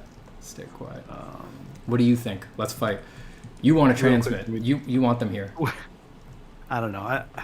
Let me think about it for a second. But first, hello to Jasmine in chat. Yes, I did summon you. Yeah, I put this on Instagram for people to raid your stream. Okay, so yeah, Three Body kind of points out reasons not to. Mm-hmm. But that is projecting our assumptions of evolution of like, okay, well, if they exist, they would also have the same kind of change of suspicion and, have the cleansing gene or the hiding gene. Either one, if you don't have either, you won't survive, kind of thing. Mm-hmm. But at the same time, it's like, if they can see us and if they can get here, they're probably so far advanced that, why would they want to harm us? And if they have that kind of tech, they probably have the tech to study us without having to probe and all that stuff, which is what we're afraid of. But then at the same time, like, we do that kind of stuff to animals on the planet, which kind of brings up the zoo hypothesis. Mm-hmm. But I don't know. I think I would want to have contact. And I have more optimism, I guess, than skepticism. However, it's probably like 60-40. 40% of me is still like, we probably shouldn't. But the other 60 is like, but I want to know. I want hoverboards, I want their tech. Yeah. See, I think I would want contact, like real contact. I think I would want that. I think that my worry is that's not what we would get. I think that even just the knowing or some sort of casual interaction could cause a lot of... You know what I'm really afraid of? I'm afraid of cultists here on Earth. That's what I'm afraid of. I've seen how people get with the crazy ideas, and we see how people can get with crazy ideas that they have no evidence for. So imagine how crazy things are gonna get when they know the fucking things are real. Like, I'm straight up afraid of that. I'm more afraid of what humans will do with that knowledge than I am of the actual aliens. I think that's what scares me about it the most. That really creeps me out. That really creeps me out. But that's just my that also I have to, obviously I see that is just my personal biases as well, because I'm conditioned by my life to be very attuned to what people do with those bad ideas. So it's still my bias, but yeah, I think that's really my bigger worry. Like, if I understood the nature of the contact that was being made, you know, like obviously like a technological exchange, and even if it was the threat that like they're lying, right? It's like, but if you were actually positing like, but this is the scenario, it's they're offering a technological exchange and you just can't tell if it's true or it's a deception. Even that's very different than just the totally broad-based, like you don't even know what's coming down the pipe. Is it just knowledge of them and that affects culture and all of this stuff? Like, that stuff worries me. That stuff really worries me. There's no need for me to be worried about that, but it does worry me. I don't know. All right, but let's get down to the real question. Yeah. How much would an alien need to look like a human for you to kiss it? Like, just where do you draw the line? Where's the line for you, personally? Just take your time. God. Take your time. You're not on your channel. That's why you're here on mine. Gotta look like Rihanna, you know? Really? Yeah, it's gotta be super hot. So, wow, okay. Yeah, my mind hadn't even got there. I was imagining more like a blending towards monstrosity, and you're sort of like pulling the knob left and right, and you're like, all right there, it's too much. Right there, I wouldn't do it. Maybe like the Na'vi from Avatar, but nah. It's got to be fully human. I don't know. Yeah. If, however, we can interface with some kind of neural link, and then in some simulation connect on a emotional, personal level, and potentially have avatars interact and all that. But on the outside, that's cheating. Like, that's cheating. It's a blob. Yeah, I know. No. What? Okay. What if? All right, what if no avatars, right? It's still rough physically. It's still really rough physically, but you can fall in love with it. Like, you can build a really personal... What if it doesn't have a lot of emotional baggage? It's like super chill around your friends. It has really interesting conversations. Like, let's say the most interesting conversations you've ever had with anybody. What if it smells good? Really good smell. It loves the same food that you do. Your mom gets along with it. How is there any? Could it ever go so far? Okay? I'll give you that. I'll give you that. For some reason, it codes right that you interpret it as a she. You know, I'll give you that. But is there any depth of relationship that could be developed there where you would go for it? I have a hard enough time connecting with humans, let alone an alien. Who knows? It might be easier for you. Oh, God. It might be easier. I think you at least have to see that you couldn't possibly know. No, yeah, I don't. Because it's like we've never had sentient beings other than humans to even consider that with. I mean, I guess some people have, you know, on the fringe with animals and whatnot, but I don't know. It's an interesting question because it's like if you're sentient and you have a connection, and there's whether platonic or anything deeper, you know, forms into you know, love or whatever. I don't know. Yeah, I really don't know. I'm married, so it's not really relevant to me. But if I wasn't, question around anyway. Yeah, if I wasn't, I don't think it would take much. Okay. I just don't. You know, because at a certain point, it's just going to be... At a certain point, it will be the most interesting mind you've ever interacted with, right? If you give me the base assumption that my interactions with it are positive, are interesting and cool and all that. It's just who can compete on sheer interest. You know what I'm saying? But biology isn't wired unless like it gives off you know, some kind of reproductive indication that you want to pursue that. I don't know, man. Hey, dude, get this. This is our fictional podcast. We already started it. This is the topic. Yeah, no, I took the ball and I ran with it. Yes, and as they say. Yes. Yeah. Alien Love was absolutely the first place to start. I mean, look. I mean, think. When I think about how much time I spend, lovingly recreating from my mind hideous things like this, it's like, if it could really connect with me on an emotional level, I'm not sure it would take much. I'm really not sure it would take much. I'm also extremely impressionable and open to new ideas. So, if it had any... Well, assuming this creature is interested in us to begin with. Well, we are assuming that. Okay. I don't need this to be like a star-crossed Romeo and Juliet across species kind of a thing. I'm saying, like, it's already, the possibility's already there. Like, people know, they could, you theoretically could get some sort of a romance going on. I'm only, the only distance is the complete lack of similarity on any kind of physical level. Yeah, and I'm imagining some sort of grabastic blob. Probably something not like even that. Humanoid? Yeah, no, it's just totally, it's an abstract, it's an expressionist painting. Alright. I don't know, what do you talk about on your channel? Okay. The alien stuff and UFOs was really big in the news, and I was following it pretty closely. And it really just faded in the last 2 months. Yeah, that I lost interest too. Yeah, that Congress report was a real letdown. Pretty great. It was just so boring.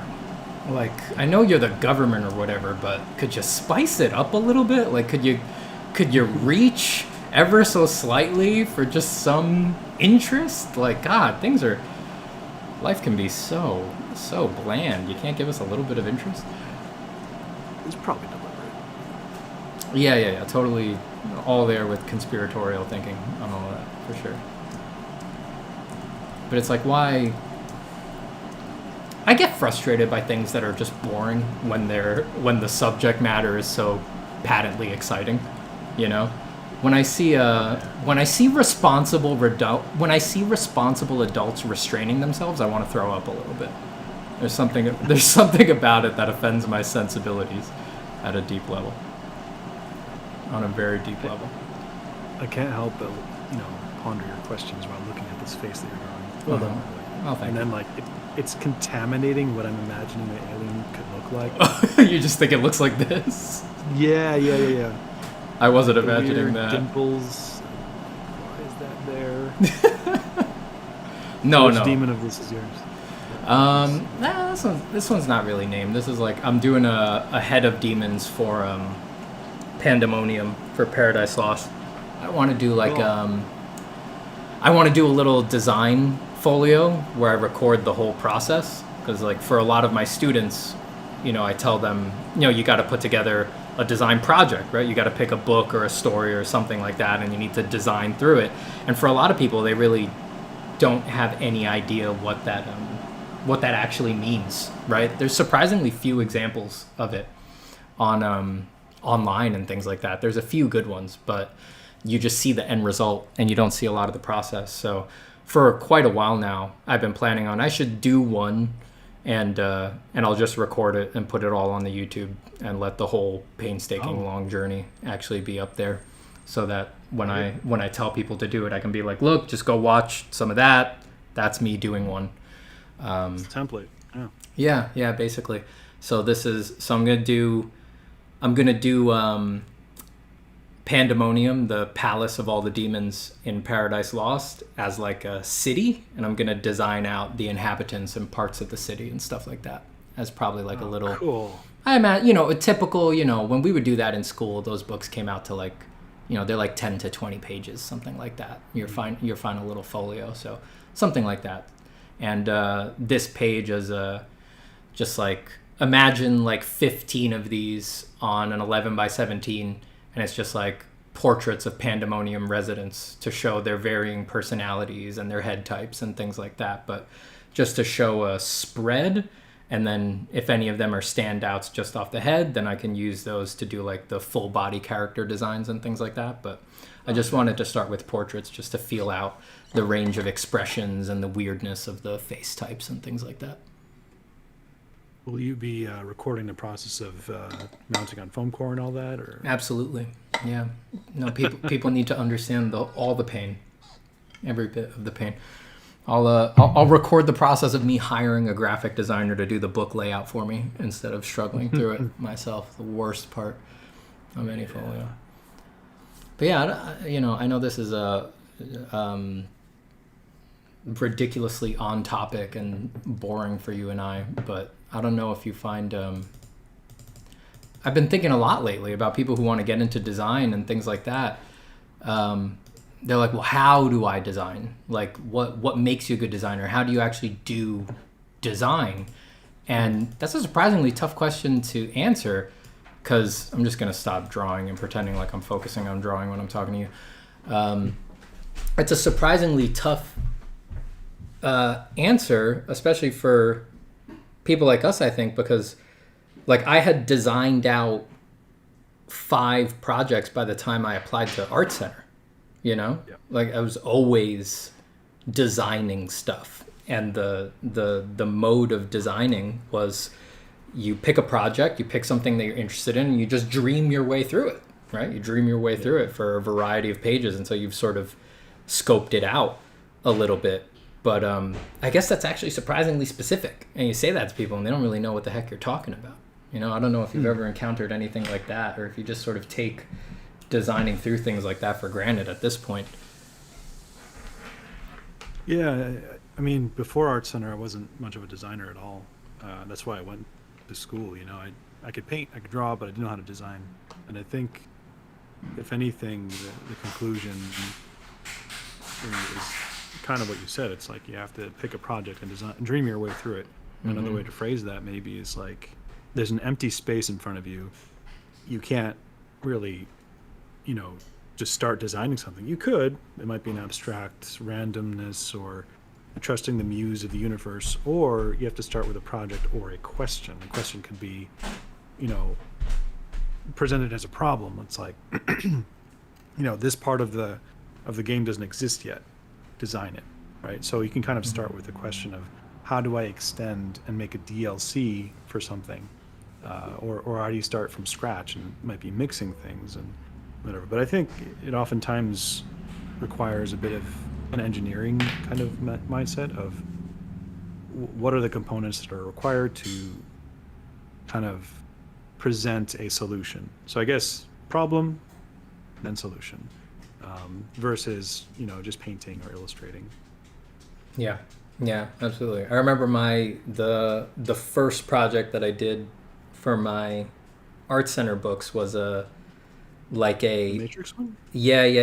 A prequel to the Matrix that was it was just based off of one sentence of background lore in one of the Animatrix shorts. So that one sentence served as the opening door, the prompt for everything in that project. So yeah, you just like you say again. I got a question about that. Yeah. So when you saw that sentence and you kind of framed it as you dream your way through it, did you see the sentence and naturally something expanded out of it as a potential and you created it?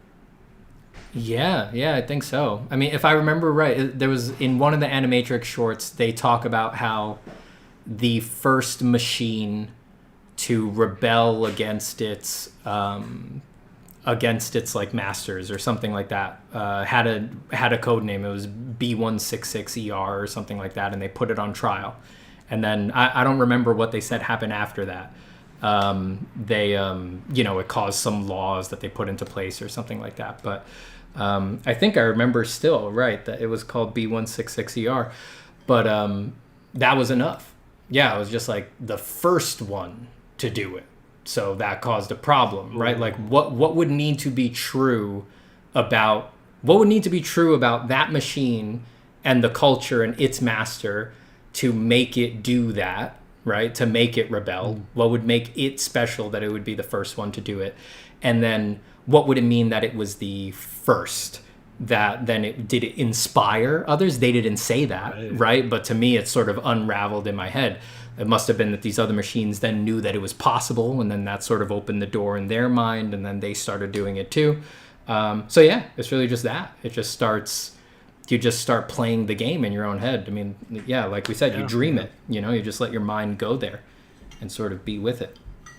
Absolutely. I think that presents a dichotomy in my mind where it's like you were playful with it in a way where it's like you were vulnerable in a state of wonder, like what if more happened with this, and it expanded. The dichotomy is that I think when a lot of people are trying to design now, the question isn't, oh, what if this and that and then this and that.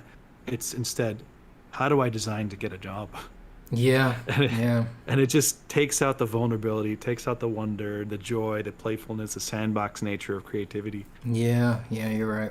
So I don't know if potentially in one of your, you already do this on your channel, but one of the chapters of your design process is like, you know, throw out trying to do this for a job and instead dream about it and have wonder, which I imagine that's probably the whole basis of what you're gonna do. Yeah, for sure. I mean, even the first videos that I did for it, which haven't come out on the channel yet, they're just sitting there in the backlog right now. But if you're on my Patreon, you already have access to them. But if you're not, you got a Patreon? I do. Yeah, you get early access to the videos on there. It's pretty good. It requires to be 18 or older to be your Patreon. Oh, what are you selling on here, dude? Don't go looking over there. Don't look over there. What are you selling over there? But yeah, in those first videos, I'm sketching in marker and ink specifically because I wouldn't do that for work anymore.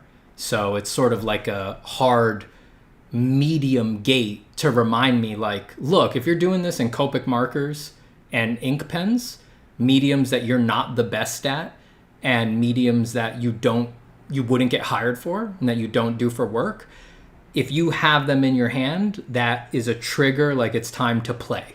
You're only here for fun, right? So those first videos where I'm doing that, I do that specifically on purpose. So yeah, that's definitely a part of it. Great. Yeah. And it's fun. Sandbox. It's good to do. Yeah, I got kicked off on that trip by my trip to Italy. How in the was middle it, of man? August. Dude, it was beautiful. I loved Italy. I think it was my favorite place I've ever been. That's awesome. It was amazing. But yeah, this project came from I was standing outside of St. Peter's Basilica in Vatican City, and I was looking around the square, and just out of nowhere, I was looking at everything, and I was like, oh, this is what Pandemonium is. It's not one palace. It's this. It's like Rome. It's all of the grandeur and the ostentation on the scale of a city, with winding streets and statues and plazas and demons going out to dinner and having places to hang out and do activities and things like that. And it just fell on me like that, and I was like, that's it. That's what you got to do. Because I'd been wanting to do a version of Pandemonium for a long time. So that question was sitting at the back of my head for years. After I had done one version of it where it was just one building and I wasn't satisfied, and yeah, it just like unlocked it there. So can you describe what Pandemonium is from the lore? It's just when Satan goes down to hell with all of the fallen in Paradise Lost, they build a palace that can fit all of them. So Pandemonium, and Pan being like all, contains all demons, all demons. Yeah, it's the home of all demons, right? So very cool. Yeah, I'll show one of John Martin's famous depictions. You know, Dore has like a delay on the stream. Oh, my bad. Well, you'll see it much later. But like, yeah, it's this tremendous infernal palace that they build in hell that they all live in. But it's always depicted as like a building, right? It's a palace, but it's a giant palace. And when I had thought about it and had done my first picture with that in mind, it was one giant building that I tried to scale up. But yeah, I sort of had this shift in Italy where I was like, it would be all of Rome. It would just be like, it would be a palace that is structured more like a city. You know, it has thoroughfares and streets, and it has all different kinds of environments and things like that. So yeah, man, that's what Pandemonium is. Yeah, you're the one to pull it off. Yeah, we'll see. It seemed like a good prompt for a folio, for a little design process book, because it's much bigger than one picture. You know, there's a lot of stuff to design out there, and design statues. Really, I'm just looking for an excuse to design statues. That's all I want to do anymore. Which reminds me, I just got the Oculus Quest so I can sculpt. How's that going for you? I love it. I mean, I haven't everything that I've done in it so far is just like I go in there and I do a little bit and I try to learn something. I haven't really put it to a particular project yet, but I know. Medium? But say again. Which sculpting thing are you using? Medium? No, right now Gravity Sketch, because I don't have a PC that is always available to me, and Medium needs to always run on a PC. Yeah. I can use it when I can use Deirdre's laptop, but I keep going back to Gravity Sketch because I can just use it with the headset. So Gravity works as a standalone. Yeah, Gravity works as a standalone. Yeah. It's cool. Gravity has some really unique stuff in there. Scott was doing a webinar for them in Gravity Sketch, I think like last week. He's doing some crazy stuff in there. He's modeling like full sub D cars in Gravity Sketch now. Dang. Yeah, leave it to Scott. Right? Yeah. But at this point, when I do a really elaborate pencil drawing, for example, there's always some step in there these days where I'm making a ZBrush model and I'm using it for reference. You know, I'm using it to solve some particular form problem or just check if what I'm envisioning in my head is possible or if I'm picturing it right. And I'll play with some lighting. I'll play with some lighting on it in like Blender or something like that. I've done that for the past several of my bigger pieces. And now I just haven't done that since I've gotten the Quest, but I can't imagine doing that without sculpting it in VR first instead of just doing it all in ZBrush. So yeah, it's definitely going to be a part of the process. It's just so much more. It's just so much more intuitive. Have you done anything cool in there? I've only tried it once before I let my sister borrow it so she could play Beat Saber with her family. Yep. But which is super fun, by the way. Yeah, I tried Medium. It wasn't as intuitive as I expected at first, but I think once you get the hang of it, it becomes more natural. But I could totally see the potential. I do want to try Gravity Sketch. For some reason, I thought that was only like NURBS or curves or hard surface stuff. Well, it depends on what you're trying to get out of it. Like if you're trying to get a finished organic sculpt, like something that looks ZBrushy, I don't know. Maybe it can. I would imagine it's harder, but it's not like it's not hard in Medium, you know, like when I look at Geo Nakpil? Maybe. Let me look it up. He's a creative director over at Adobe. I don't know if you know, but Geo's is a CD over at okay. Yeah. He does stuff in Medium that really looks to the level of like a traditional finished sculpture. Ooh. Yeah, he does super high end, and that's why he's like a VR evangelist for Adobe and stuff like that. But if you see the way he works, I mean, he's got to bust his ass to get them to look like that. Like he's got to do like all sorts of tricks and have a crazy layer setup to make that work for him. So I think if you want to hit that level, there's a reason that like only Geo can do it. You know, like it's not easy.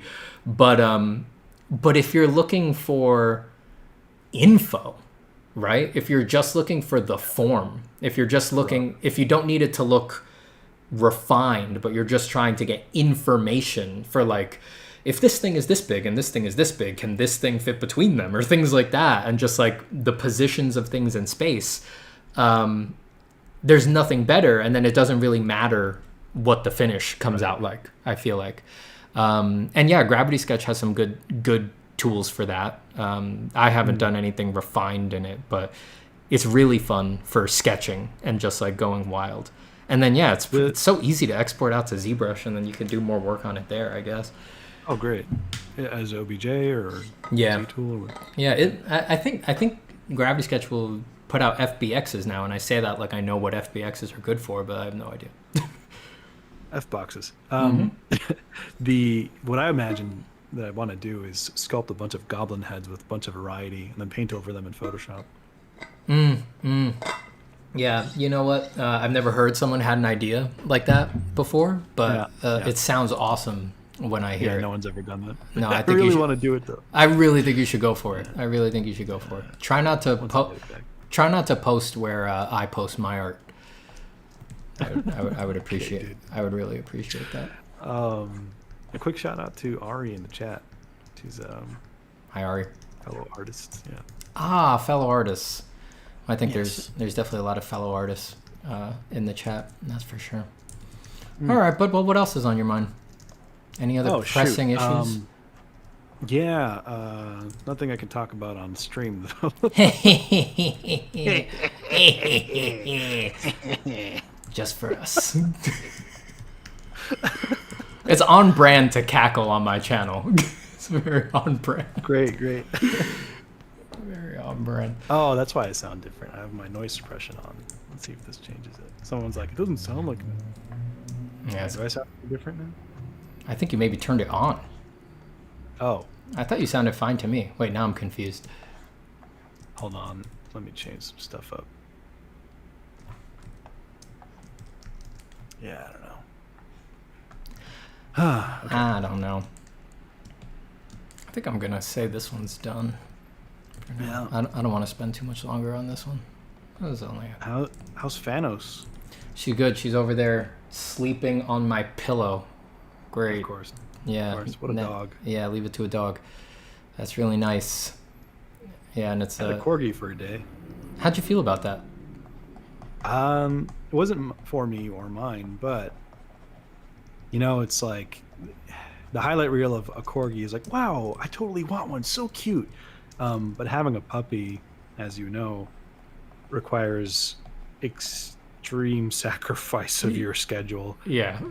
And commitment, and it's like a human being, especially if they're a young puppy. So that was a huge realization. Luckily, it wasn't for me or mine.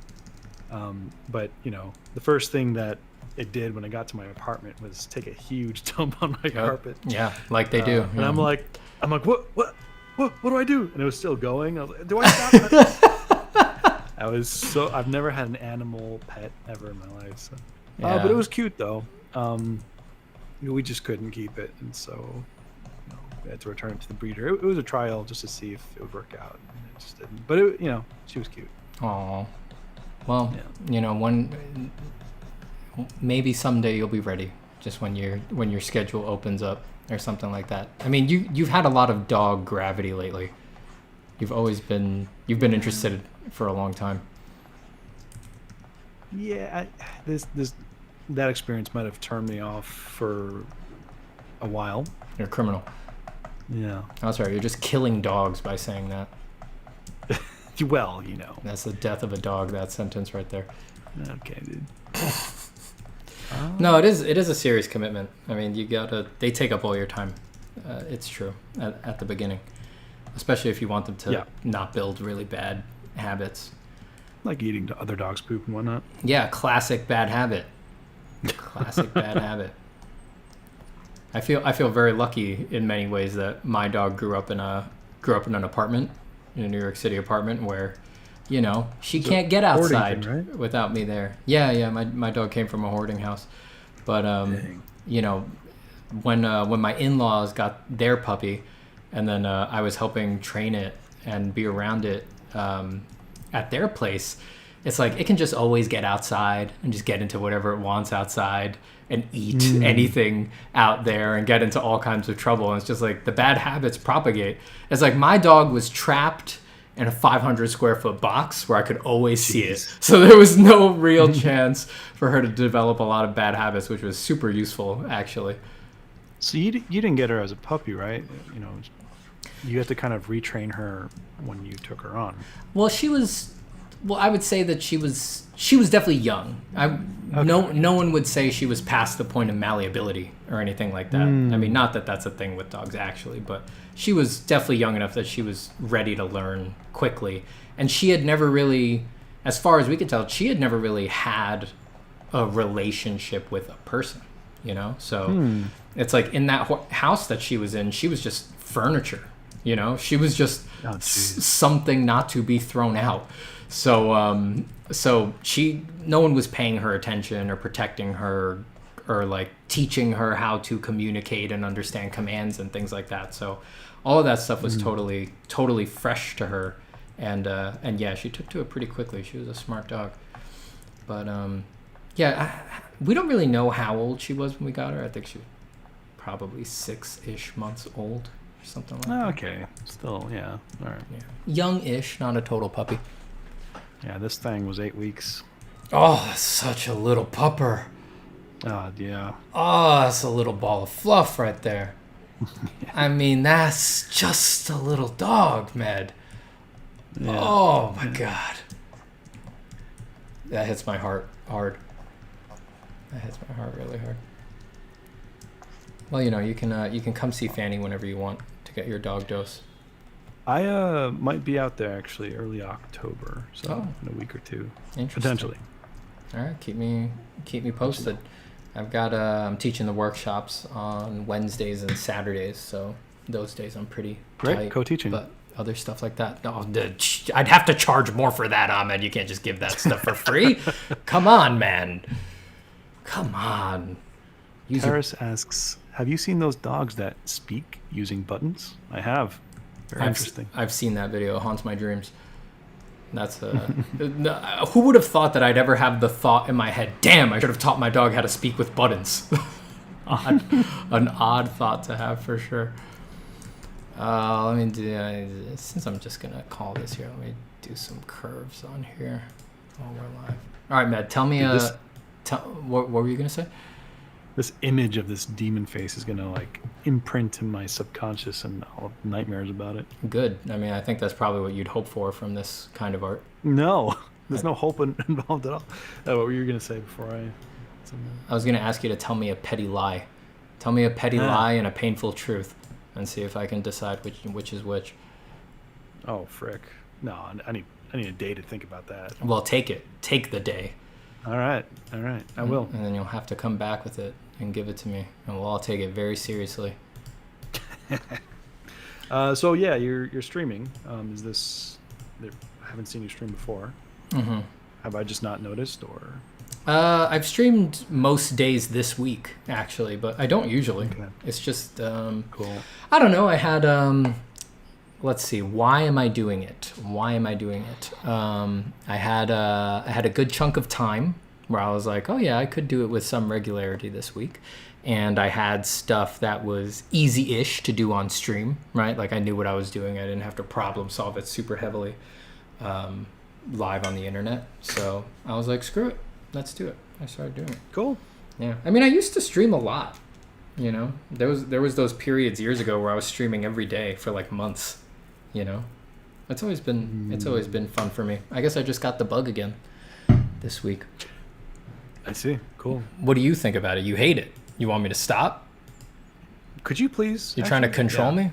I see what it is. I still got to see your Sketchy Van podcast. Oh, yeah. Yeah, go check that out. Does anyone know? Wild creature. I should put that in the chat. Let me put in the video link. I don't even remember what I said in that stream. I remember we discussed nihilism pretty deeply somewhere halfway through. This week has been a very nihilistic week for myself. Why are you feeling that? You want to talk about it in some generalized sense? It was weird, man. Like the last two or 3 days, it was this sadness and depression that I have never felt before. Well, I've felt that way before, but it was the weirdest, like, darkness and like, what's the point kind of everything, Yeah. And I realized this morning I was still feeling it, and I walk over to my coffee machine and I make a espresso and I drink it, and then I feel amazing. And I realized the last 3 days I haven't had coffee. That's always it. That's always what it is. Dude, I didn't realize how dependent I was on coffee to feel just baseline. And so I gotta work on that, get back into exercise and eating things. Why hadn't you had coffee the few days before? I just didn't want it. I woke up. I'm like, do I want a latte right now? Not really. It's fine. I'll just, go about my day. Are you serious? That seems like an insane choice to me. Well, I'm not really. I wouldn't say addicted to caffeine because I wasn't having withdrawal or in terms of like headaches or anything like that. Mm-hmm. It was more like, I'll just drink a Coke Zero instead. It has a little bit of caffeine, but not like a lot, espresso. I walked over. I'm like, I don't want one today. That is okay. Well, as an avid coffee drinker, just like not lattes, not fun coffee, just maintenance coffee. That seems crazy. I would never, on a whim, skip my morning coffee. If I'm skipping my coffee, it's because I'm trying to break an addiction. That's really it. No, coffee is truly, like so many things in our culture. Because everybody loves coffee, we all try to downplay it. We're like, no, it's just coffee. Like everything's cool. It's no big. It's just a bit. No, super powerful drug. Super powerful drug. If you ever need a reminder that coffee is super powerful, just make your coffee twice as strong one day, and feel the insane jitters, the heart pounding anxiety, the feeling like you're gonna leap out of your skin, like your grandmother must have just died and you're about to get the phone call. Like, get just double the amount of grinds you put in your coffee machine, and that will show you just how strong of a drug coffee actually is. And to think that that's not proof of that that's just wishful thinking. No, it's super, super powerful. And it definitely this mug that you're drawing. Well, yeah. The classic Steven caricature. Well, there's a podcast that I didn't watch the whole thing, but it was talking about. I think it was by Mike Pollan, actually. Oh yeah, because he just put out another book on drugs, right? Yeah, we don't. Or like plant-based drugs, things like that. This is your mind on plants. Is that what it's called? Something. Yeah. How to change your mind or something.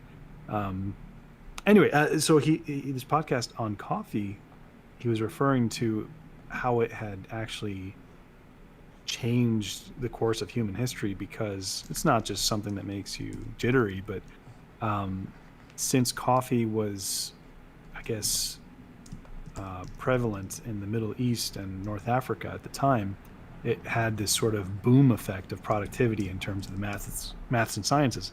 And so he was saying that we have coffee to thank to shift our brain function to, in terms of what got us here. I believe it. I can't speak while watching you draw. This is incredible. It's mesmerizing. I'm very good. Look at that. It's so meta. There's a cup on the cup. Is it going to go again? It's going to go again, isn't it?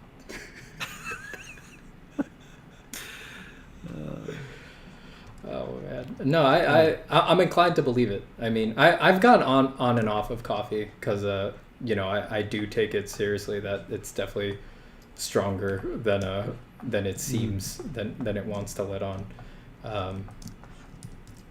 But I always go back on. Matt in chat, he used to be the biggest coffee guy I know, but he quit. He's reporting great things, so I might do the same. Is he reporting enlightenment? What is the benefit? I think he's transcendental into different dimensions, yeah. That's a pretty good benefit as far as benefits go. I might replace it with some tea for a while or something. I don't know. That's what I've done. I didn't like the feeling that, well, the realization of dependency I had this morning. Yeah, it's definitely a dependency. Yeah, I replaced it with tea. I only drink coffee in the mornings, and then all of my attention maintenance is just done with chai tea now. That's what does it. I love me some chai tea. Dude. It's hard though, because if you feel, it only takes one day where you feel like a nice tall cup of coffee is the secret to a good drawing for you. It only takes one day like that before the problem starts, you know? It's for sure. Those 3 days that I didn't have coffee, wasn't doing art. The moment I have this coffee, dude, it just flowed out, man. Crap. That's a dangerous thing to have happen, because you're gonna remember that the next time that you're like just kind of like sketching along and you think it's bad. You're gonna be like, fuck, the only distance between me and a good drawing is a nice big cup of coffee. Well, I think there are a lot of other factors. You got some naughty things in the chat there. What is this, bot or something? I mean, do I even have to do anything about that? And also, it's like, what if someone's interested? Okay, sure. My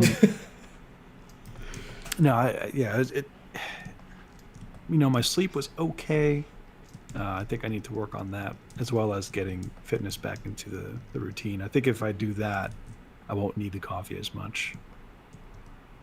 Yeah. You know, they say that exercising gives you more energy. I'll tell you what, after I go for a run, I'm convinced that's a lie. I don't feel more energetic.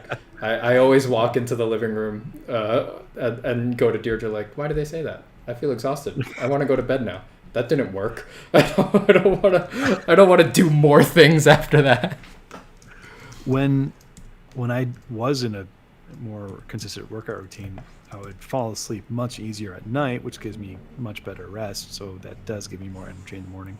Yeah, I think it definitely does do that. I definitely sleep better when I'm getting regular exercise. So this question keeps coming up by Deepak. It says, hey, Steven, can you help me with this? I'm having imposter feeling whenever I'm practicing sketching, but if I have to do a freelance work, I don't feel anything even close to being an imposter. So I think when something official is guiding you, saying do this, you don't feel like an imposter, but when you're sketching for yourself, you feel like an imposter. Well, it's a good problem to have, right? As far as problems go, I would say if when you're sketching for yourself you feel like an imposter, don't take the story of that emotion too seriously. Like, don't follow the path on the narrative of that really closely, but take the fact that it's there as data. But use some wisdom, like use your own self-actualized ability to respect yourself and to seize the nature of your mind to say, this is a seed, there's data here, but I get to choose at every point that I get to farm what is positive from this, and I can drop whatever's negative, right? The negative stuff is going to be associated with the narrative. Following it like, I feel like an imposter, I'm not good enough at these things, I'm just doing what people tell me, anything that the dark side of your creativity can dream up to make it negative. But look for what's positive there. Could it be that when you're on your own, drawing on your own, someone who is very capable when they're doing freelance work, is there a new goal for you? Are you at a juncture where there's something new on the table?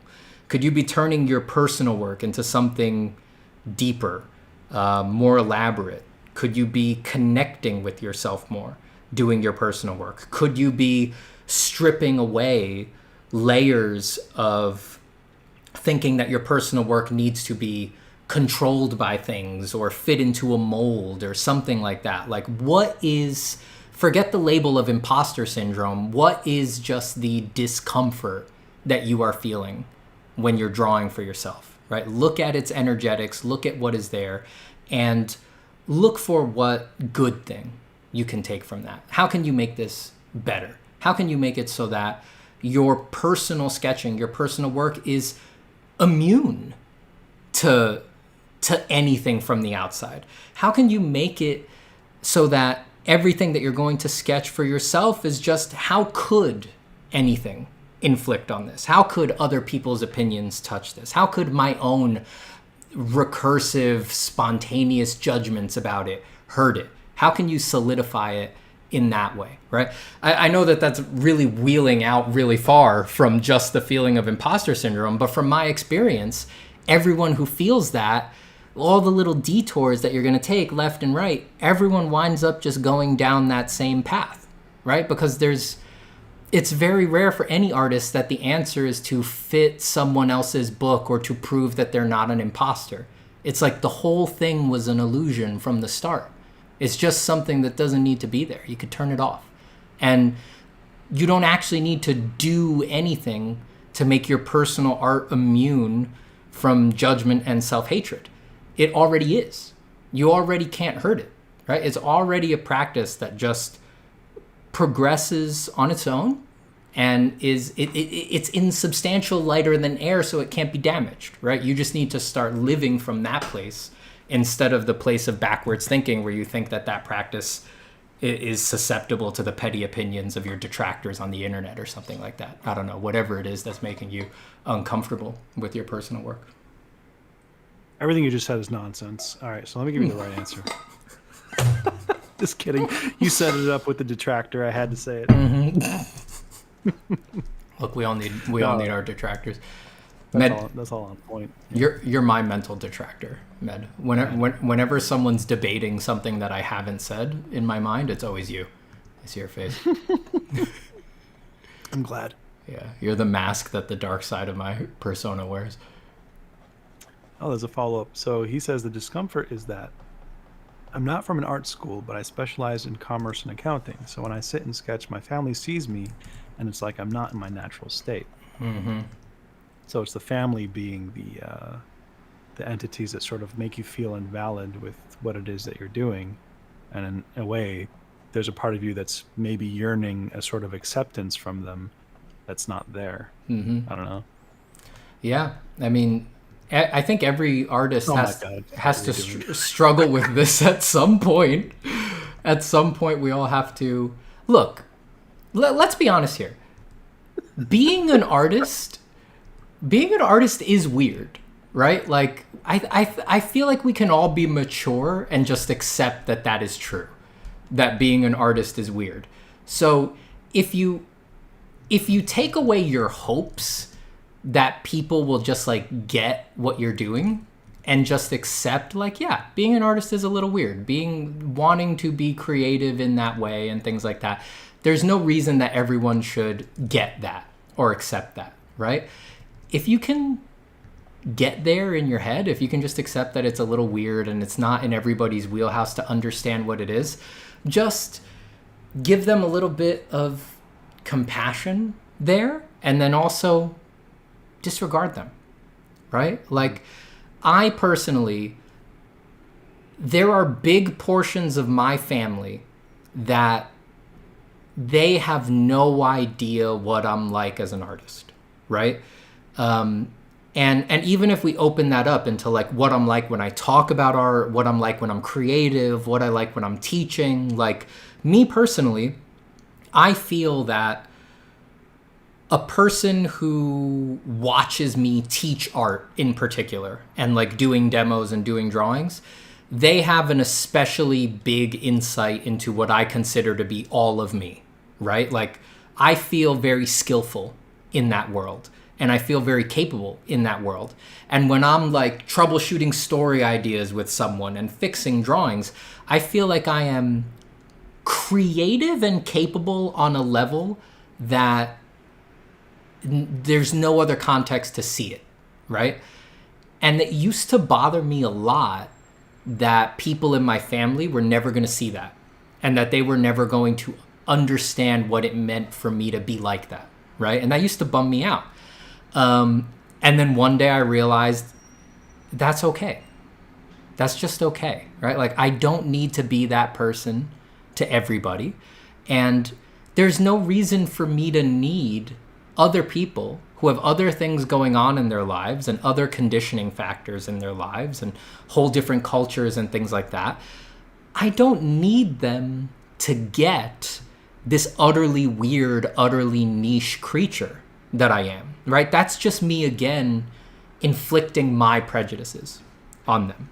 So if your family is being a jerk to you, right? If they're being openly mean to you or they're not being accepting when you try to have a good faith conversation, that's one problem, right? That's a different problem. That problem, I would advise family therapy or something like that, right? Like that's a real tough problem. But for the internal part, where you want them to perceive you in a particular way, or you feel that they need to see you in a particular way, I feel like that's something that you can change your relationship with. I don't think that that's necessarily something that you need to insist on, you know?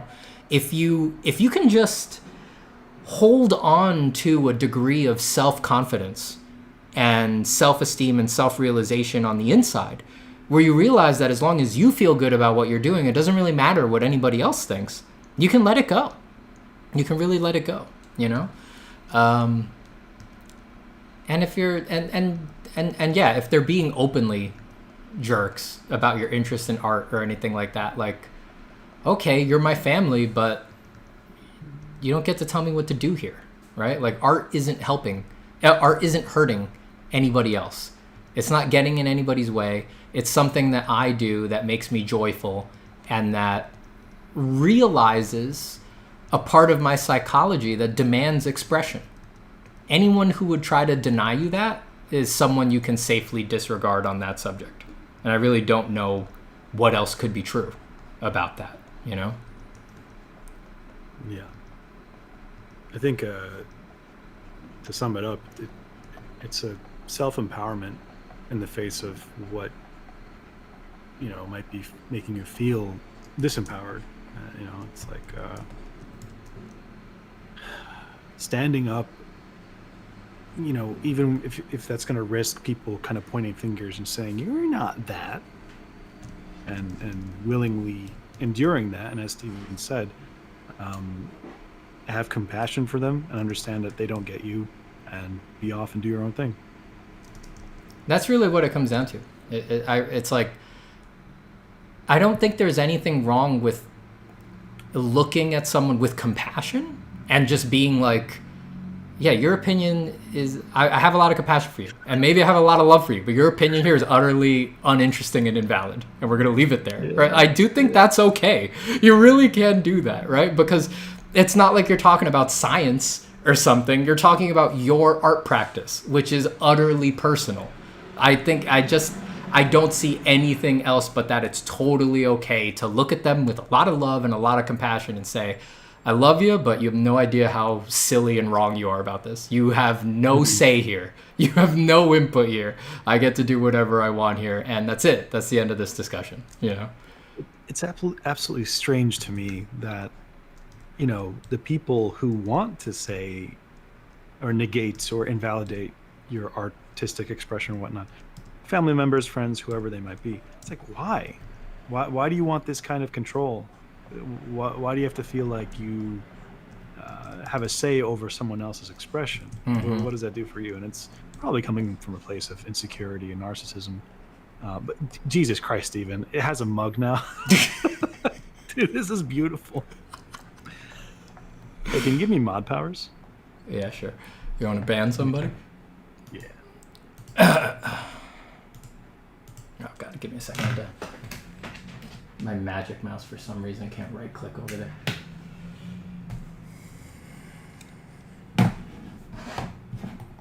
But, yeah, it's like,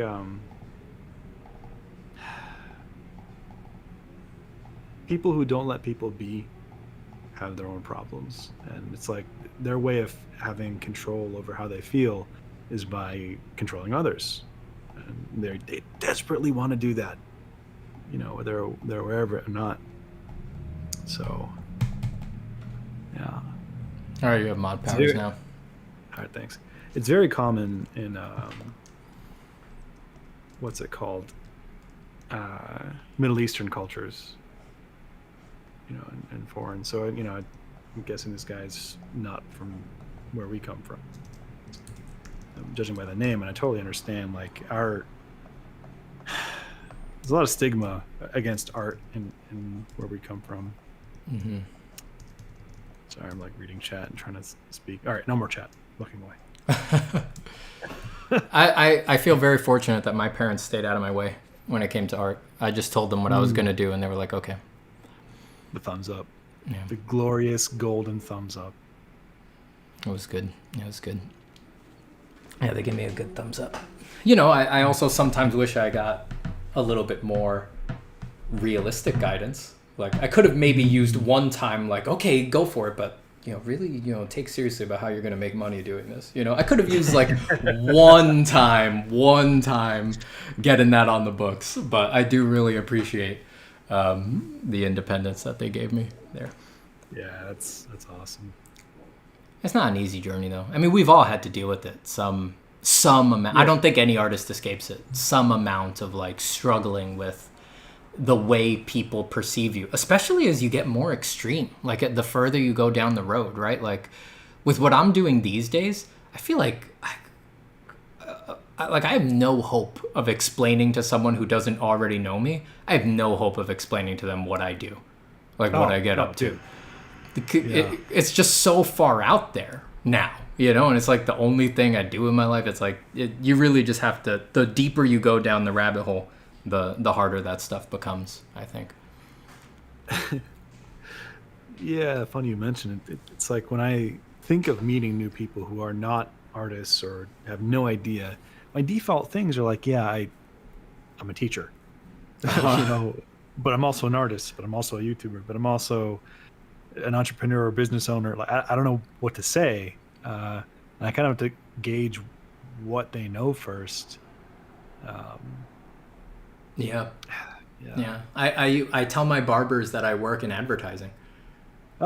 Yeah, well, you kind of do. It's just like it's kind of true, but it's really just like I'm not gonna get into this right now. I sit around all day and people buy my course, so I don't have to do anything. How do I explain that one? Yeah, you can't. You can't hope for someone to get it. You just got to accept that you're not the kind of, in this life, you don't get the benefit of just having like a neat social role that anybody will get.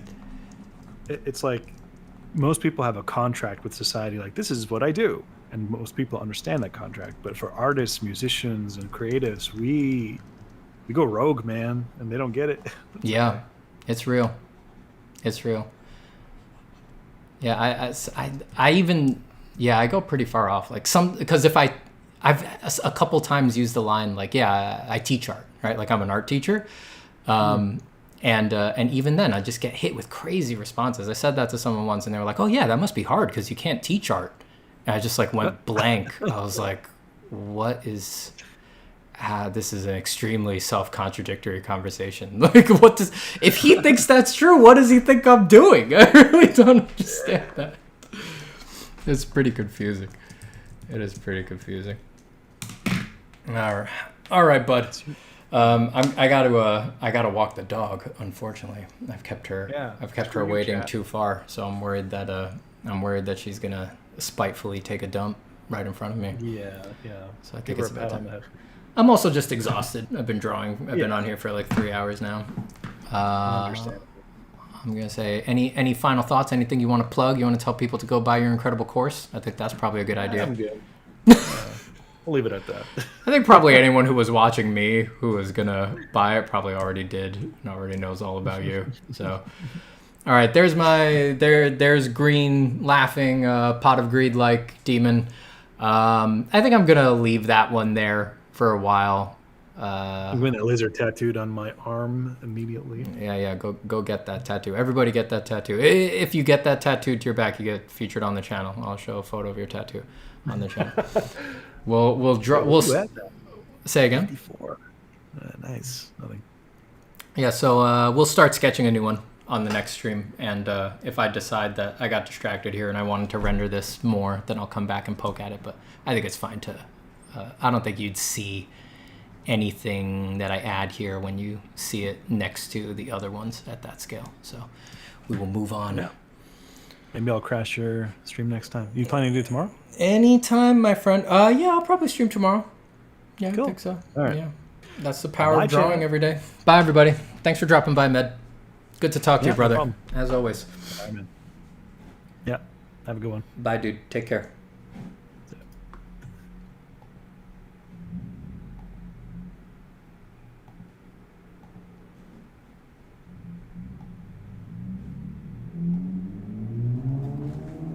Bye, everyone.